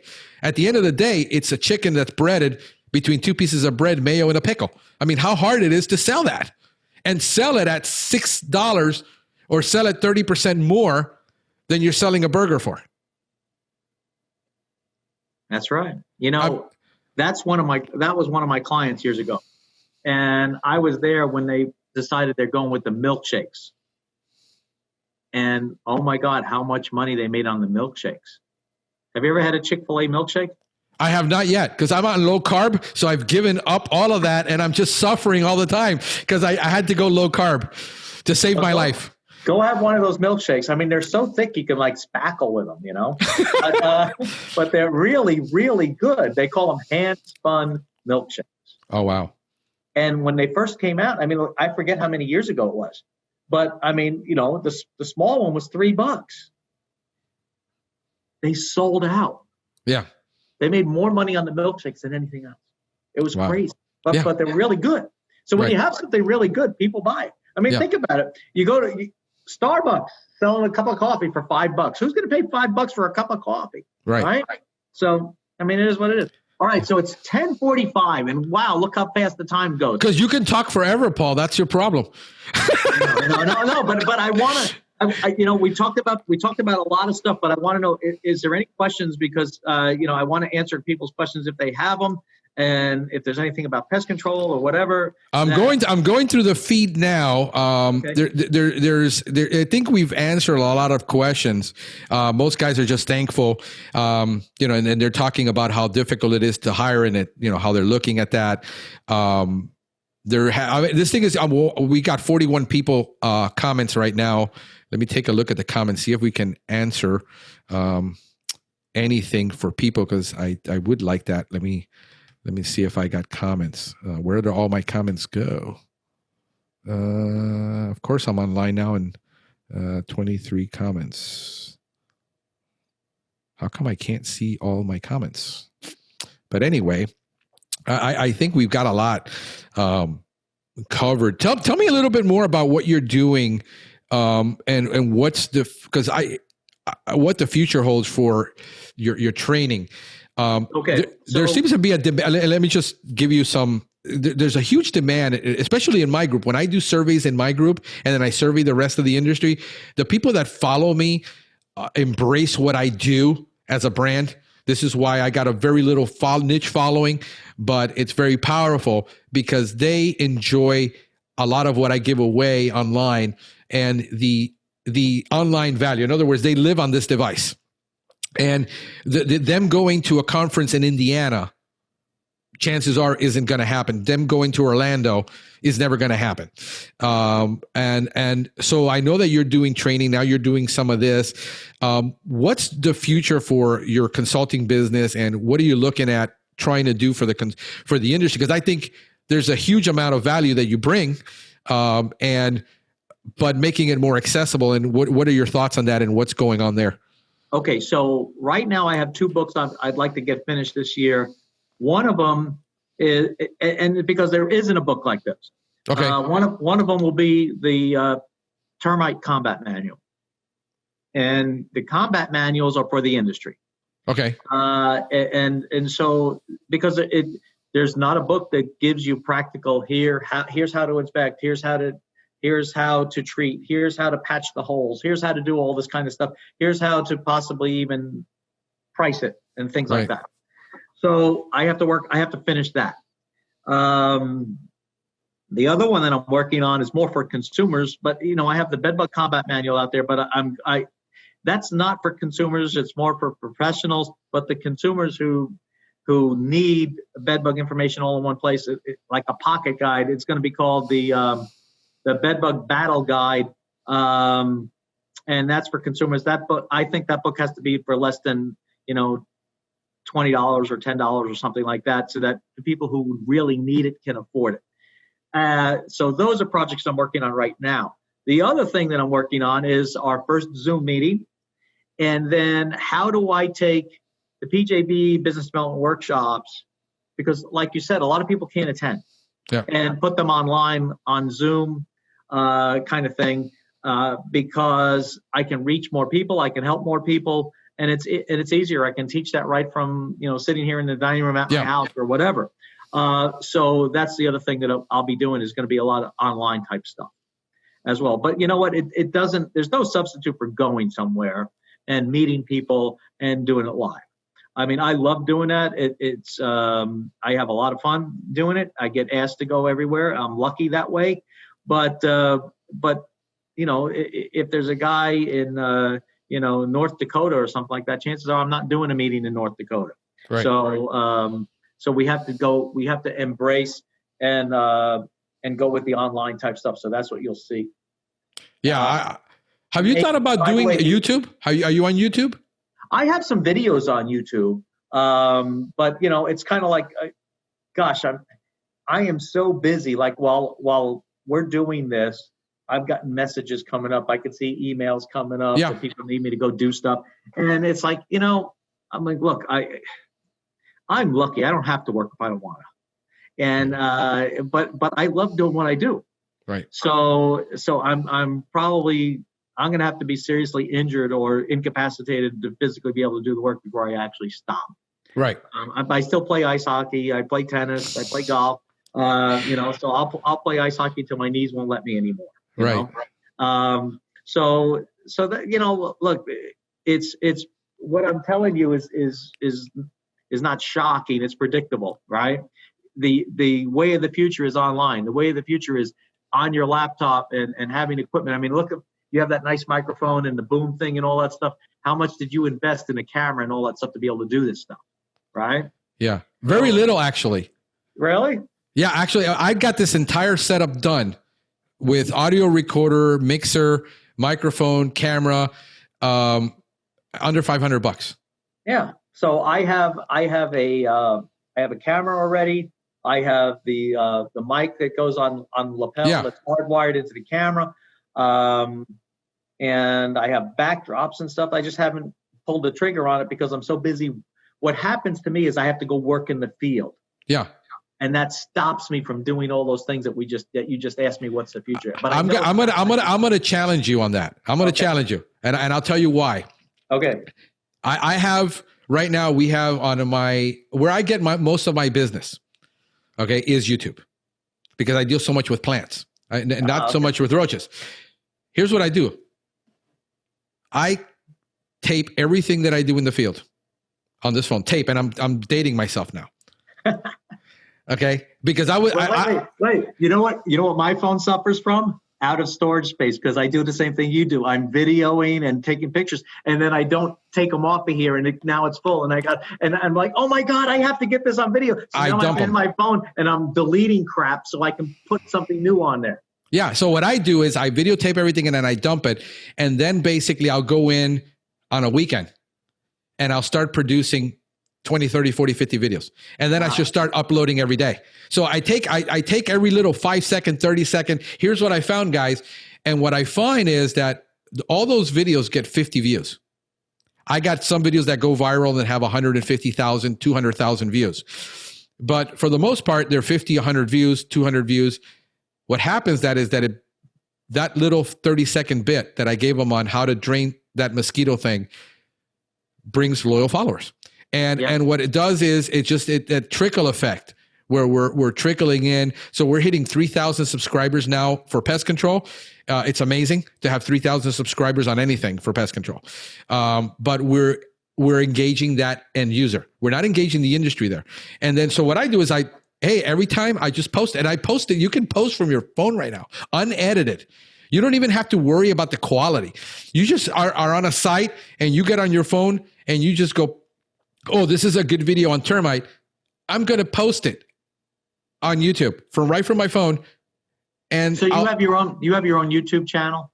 Yeah, I've got 5 YouTube channels, but that we do other things. But I got the Pest Geek podcast, which is for the industry, and then I have our Nature Pest channel, which is for our consumers, and we engage the consumer in content there in a little different way, where it's not as technical. So it's basically real simple 1, 2, 3 things. So if you dump the water, you don't have mosquitoes. If you leave it there, even if you flip it over, you still have mosquitoes. So those are the things. And then a lot of plant stuff. So I'll show them, here's how you identify the pest on this plant. This is the actual pest you have. This is not the pest. And by doing that, I say, oh, I understand now what I have. So that's all I do is just post videos and videos. Some of these are 30 seconds. Some of these are 2 minutes. Some of these are 20-minute actual demonstrations how I actually perform the service. We're the only company on the planet right now that's actually showing you how you actually perform the service in every situation from start to finish. complete free demos. So those videos will go viral. Those things have 200,000 views on them. But the comments that I get from people is, oh my God, you don't understand what this means. I've had 3 companies and nobody solved the roach problem, and I was able to solve it myself. That's where it hurts. So to me, it's more of, but I understand that I've been on radio and television and production and computers and software pretty much my entire life. So to me, this is almost second nature. It isn't like, oh, I got to think about, like right now I'm thinking, how can I create content for TikTok? Because my 18 to 25-year-olds are there and I want to influence them. So to me, it's more about the influence and how I can, I understand that my 25 to 35-year-olds are not going to read the books. Yeah. Oh, by the way, I wanted to, you might want to write this down because you're doing a lot of green stuff. I'm talking about plants and stuff. There's a book out there called Insects and Diseases That Attack Trees and Shrubs. It's out of print. It's by Cornell. I love those guys. Okay, that's one of the best books you can ever get and ever hold in your disease, hand. Insect and Diseases That Attack Trees and Shrubs, I think it's called. Google search that and see if you can find a used copy. You'll be lucky to get one. I know some people have told me they found them for under $50. Yeah, it's about yay big. Yeah. Okay, that's okay. I can eat through that. I'll find it. I have it. I have the search here in my Google. One of the things that I've done, Paul, is very simple in my methodology of what I do here on the podcast and what I'm doing is I take all that entomological stuff and I digest it and then I just regurgitate it. That's the point. Yeah. And it's that, but I got to make it accessible to the guy who's never going to go into Google Scholar and read that 200-page article that I'll sit reading on my toilet because I enjoy it. So I just got to learn to be. If you're ever talking to me, I don't have a toilet here, but I am in the Oval Office sometimes. Yeah. So there you go. So that's what I do is I just take this stuff that I realize I understand who my audience is and I understand who I'm trying to influence, and they're not going to be reading an article. Like I'll send it to some guys and I'll say, guys, read this. And it goes, my God, Frank, that's 200 pages. I got to do 15 stops today. 20 stops. I'm not going to read this. I said, here's paragraph 3, pretty much summarizes it for you, or I'll just do a podcast on it because I realize there's such a big need. I'll just sit there and do a podcast. So my idea is that there really is nothing new under the sun. I'm just making it new to you. Yeah, that's right. That's a good point. They really, look, think about this. And I wrote an article about mystery bites. You have people who are getting bit and they think it's bed bugs or whatever, or some mystery bug that no one's ever heard of before. No one can see it. The truth of the matter is with mystery bites, we already know who the usual characters are. We already know what the ectoparasites are. Essentially, every ectoparasite that will bite a person, we can see with the unaided eye, provided you have average vision.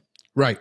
The tiniest bug that's going to be biting somebody, that's the most difficult to see, is going to be a rodent or a bird mite. They're tiny. They're like the size of a head of a pin, and unless they're moving, they blend right in sometimes. But we go to people's houses, and we can't find anything, and they're saying they're being bit. A lot of times they're not, and that's why I wrote that article. And there's you look at my bedbug practical has grown up pretty quick. We have, I think we're going on up to 1,300 people now. There's over 1,200 right now. But you have the war against bedbugs is inspired me to start my own page, and they have 8,000 plus people on there. And I'm an admin over there. That was started by a guy named Phil Grillo up in Queens, New York. He's in the pest control business, and I help people on that one too. So, but oh my God, the people who contact me privately because of bedbugs, it's unbelievable. Yeah. And their stories all, if you're paying attention and you care about people, they're very sad. Yes. So I try to help as many of those people as I can. Yeah, no. So what I've done is I also I'm to the point that I'm gonna learn to respond to questions with video links. So here is an actual video I did on this. Watch it, and that's how I'm literally responding. I've got 139 videos on Nature Pest, and I think I got 150 on here on Pest Geek Podcast. And I basically just here's a video because people are visual audio learners, and that's just the age Well, that it's we're so in. easy. Yeah. You know, it's so easy, you know. Versus telling you, some people I'll send, like I got clients who have an issue with, no, I got silverfish in my pest control company. I needed to do this and this and this and this. And I said, look, here's the reality. They're not going to solve that problem doing it that way. Yeah. Here's the University of Florida article on silverfish. It's one page. It tells you everything you need to know. It's not going to happen. This is what we need to know. So it's, we're in the information age. The problem is there's so much. Here's the beef I always have, and this is where I have a beef with the industry. So many people say there's so much bad information out there. People are putting out garbage. But the guys that have the really good knowledge aren't putting it out there the same way that guy's putting out garbage. Yeah. You can't win the war playing with on a different field. If the guy is putting out misinformation, the only way you can combat the misinformation in the marketing space, because I look at it as marketing, is I got to go out and I got to outdo him on the negative crap. Well, and that's a good point. That's one of the reasons I started that page, is because I didn't want to have to argue with the people that said, "Oh, you just have to put lavender oil." Yeah. You know, I'm like, look, you know what? Any of that kind of stuff, I delete that kind of stuff right away. There's not the right at the top of the page. It says accurate and credible information. Right now, I'll let somebody have some misinformation on there for a short period of time so people can talk about why not to do that. Right. But most of the time, we're going to delete that right away. Yeah, and that's where. So I've gotten more criticism, like you giving away all these videos for free and you're giving all this knowledge for free and you're not charging for it. If I start charging for it, nobody would buy it because nobody knows what the heck I'm talking about. You're right. In other words, the other thing, but like you said, it's like the snowball. People are looking at that, and now you become a credible resource, so that when they need service in your area, they're going to call you. Yeah, and that's what we're banking on. And then what they're going to do is call somebody local. So we're getting calls now. By the way, do you have somebody in California that can do what you do? Because I've talked to 5 pest control companies. Nobody's doing it. Yeah. And I saw your video on it and nobody's doing it. I'm not going to do it myself. So again, we're going to be able to help those, Paul, that in this industry that are like-minded. You know, if you read the book Tribes by Seth Godin, you don't need a really big audience. You need a very small audience that just basically, if I can get 1,000 guys across the country that understand what you and I are talking about and embrace it, they'll get all that business in that area. Yeah. All we need is 1,000 guys out of the 174,000. I don't have to think so big. I understand the power of numbers. And I said, all I need is 1,000 guys across the country that'll embrace this and say, yeah, I embrace IPM. Yeah, I embrace this methodology. I understand it. We can change things for those people. We can't change it for everyone. And by the way, that's one of the reasons that I have pros on my pages, because and don't go on there and say, oh, you're better off hiring a pro every time. The reason that you're on there is to help be me on there, to provide people with good answers and good information, so that when people get on there and start reading up about bedbugs and they see your posts, and let's say you're in Cincinnati, and this is a person who has bedbugs in Cincinnati, and they say, hey, that guy from Cincinnati, I'm going to call him because he's a pro, because they can afford to call you. Yeah. Right? Yeah, that's the reality. Yeah. Yeah, and so what happens is, I think I've seen where people read what the purpose of the page is and they get it. Yeah. And I like that, because now I'm teaching other pros to be generous with their knowledge. Yeah, and that's what we try to do with Pest Pro Local, and we're trying to do that. But it's for the common good of the community, and that will come back to them. It will. It always the good always comes back. I'm a firm believer that you're going to get back in life what you put out, and I get it. I can deal with the haters, and I can deal. To me, I got a really thick skin. It doesn't really bother me, because I understand the end game of where I'm going and what I'm building for the next 10 to 15 years, God willing. So to me, it's encouraging to see what is happening with you, with me, with a lot of the other guys in this industry who have so much, like Alan, who is just a freaking soldier for this industry. And he takes a lot of heat for a lot of the stuff he does. So I get it that we don't have to. We can do a lot of influence. Like if I told people, look, the reality is, if you listen to me for American roaches in your home, you would actually never need me. Yeah. Because 90% of this stuff has to do with sealing. It has nothing to do with chemical. Yeah. If you saw a German roach problem in a home once and you listen to me, you will really never have German roaches again because they're not outside.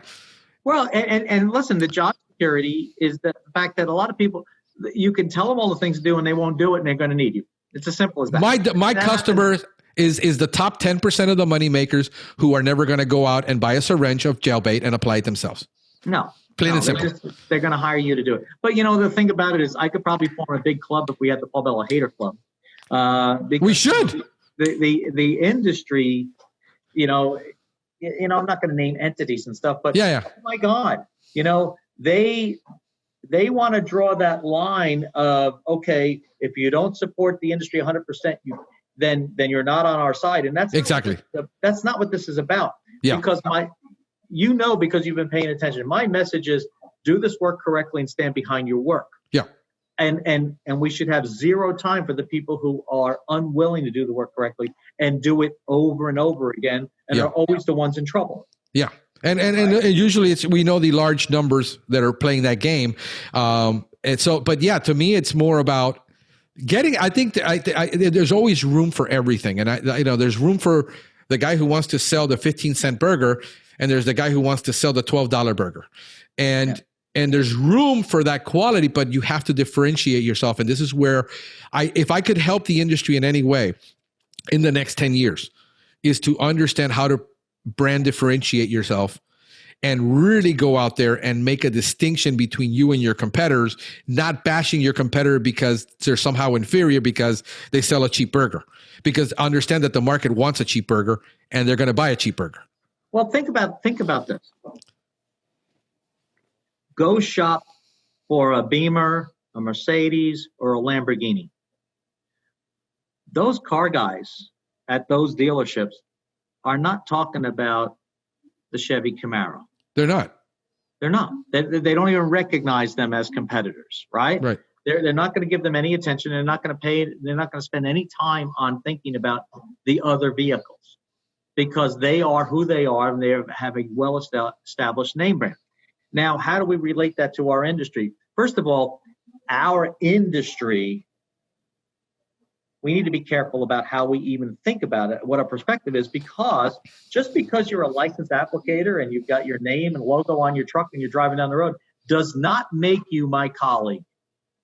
You have to earn that by doing the work as well as what you're talking about doing, as well as what I know needs to be done, right? You don't get a pass just for being here. Right. You have to earn it. And that's the thing. That's why I'm not interested in the guys who are coming because they need CEU credits. Right. I'm interested in the guys who are coming because they have a thirst for knowledge and they know that the knowledge is that's where I've been banging that drum that it's always about the CEU and it's like $15 CEU. Who cares about a 15? I can get that on. I do it. Here's what I do, Paul. I got a guy locally that sells CEUs online. And because I have to get a third party, I can't do my own CEUs. I just turn it on a Saturday and get 8 hours that I need. It's running and I'm cleaning the house and I'm doing cooking and I'm taking care of the kids and I'm doing what I do on a Saturday. And when that class is gone, I go at the end and I'll just click all the answers and I get my CEU. Yeah. And I complied. I didn't learn a darn thing. It's boring as watching paint dry and water boil, but I complied. That's the majority of the mentality with the CEU market. And I want to sell training that actually helps you grow as an individual. Forget about the CEU. Go get that somewhere else. I don't even really care about competing in that arena. That's why, that's you just hit the nail on the head for why you haven't seen me do those CEU things. Right. Because it's, to you and I, it's boring. Right? Yeah. Well, I've got to, you have to have this many minutes of content, then you have to answer these questions, all that kind of stuff.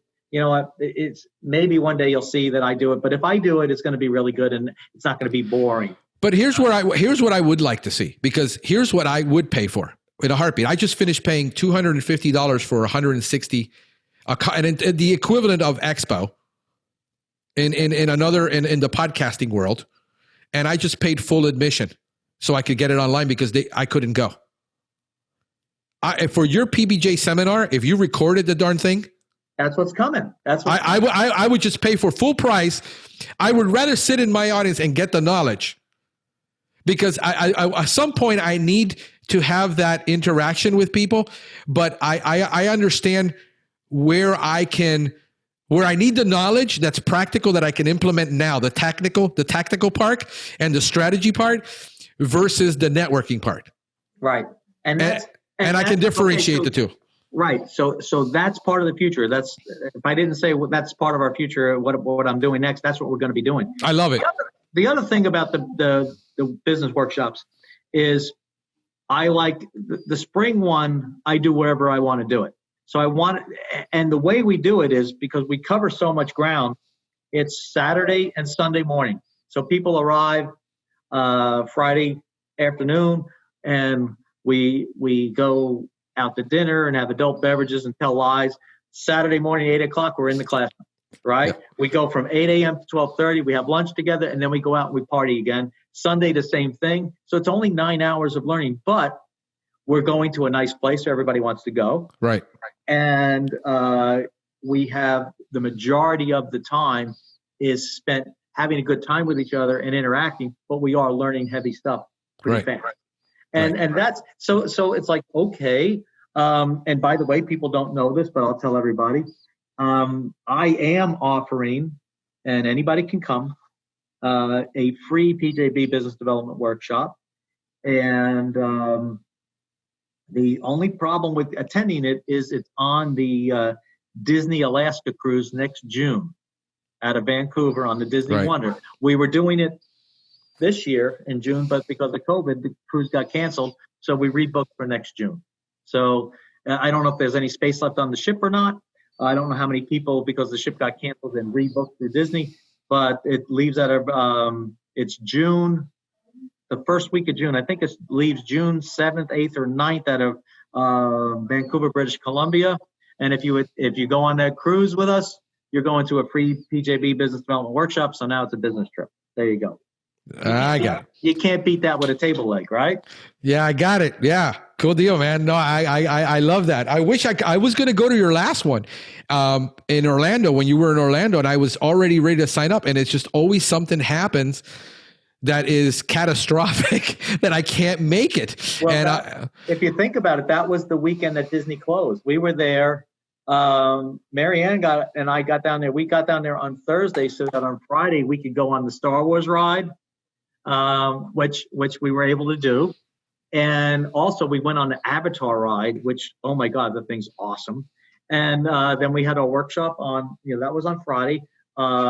Saturday and Sunday we had our workshop. We had a good time with we had like 50 people there. It was great. And then sadly Disney had to close because of COVID. They closed that Monday, but we all had a good time. Marty Jones, Marty, I hope I don't know if you're listening today, and Cindy, I hope you guys are feeling better. But Marty was able to pass his ACE exam there. That was great.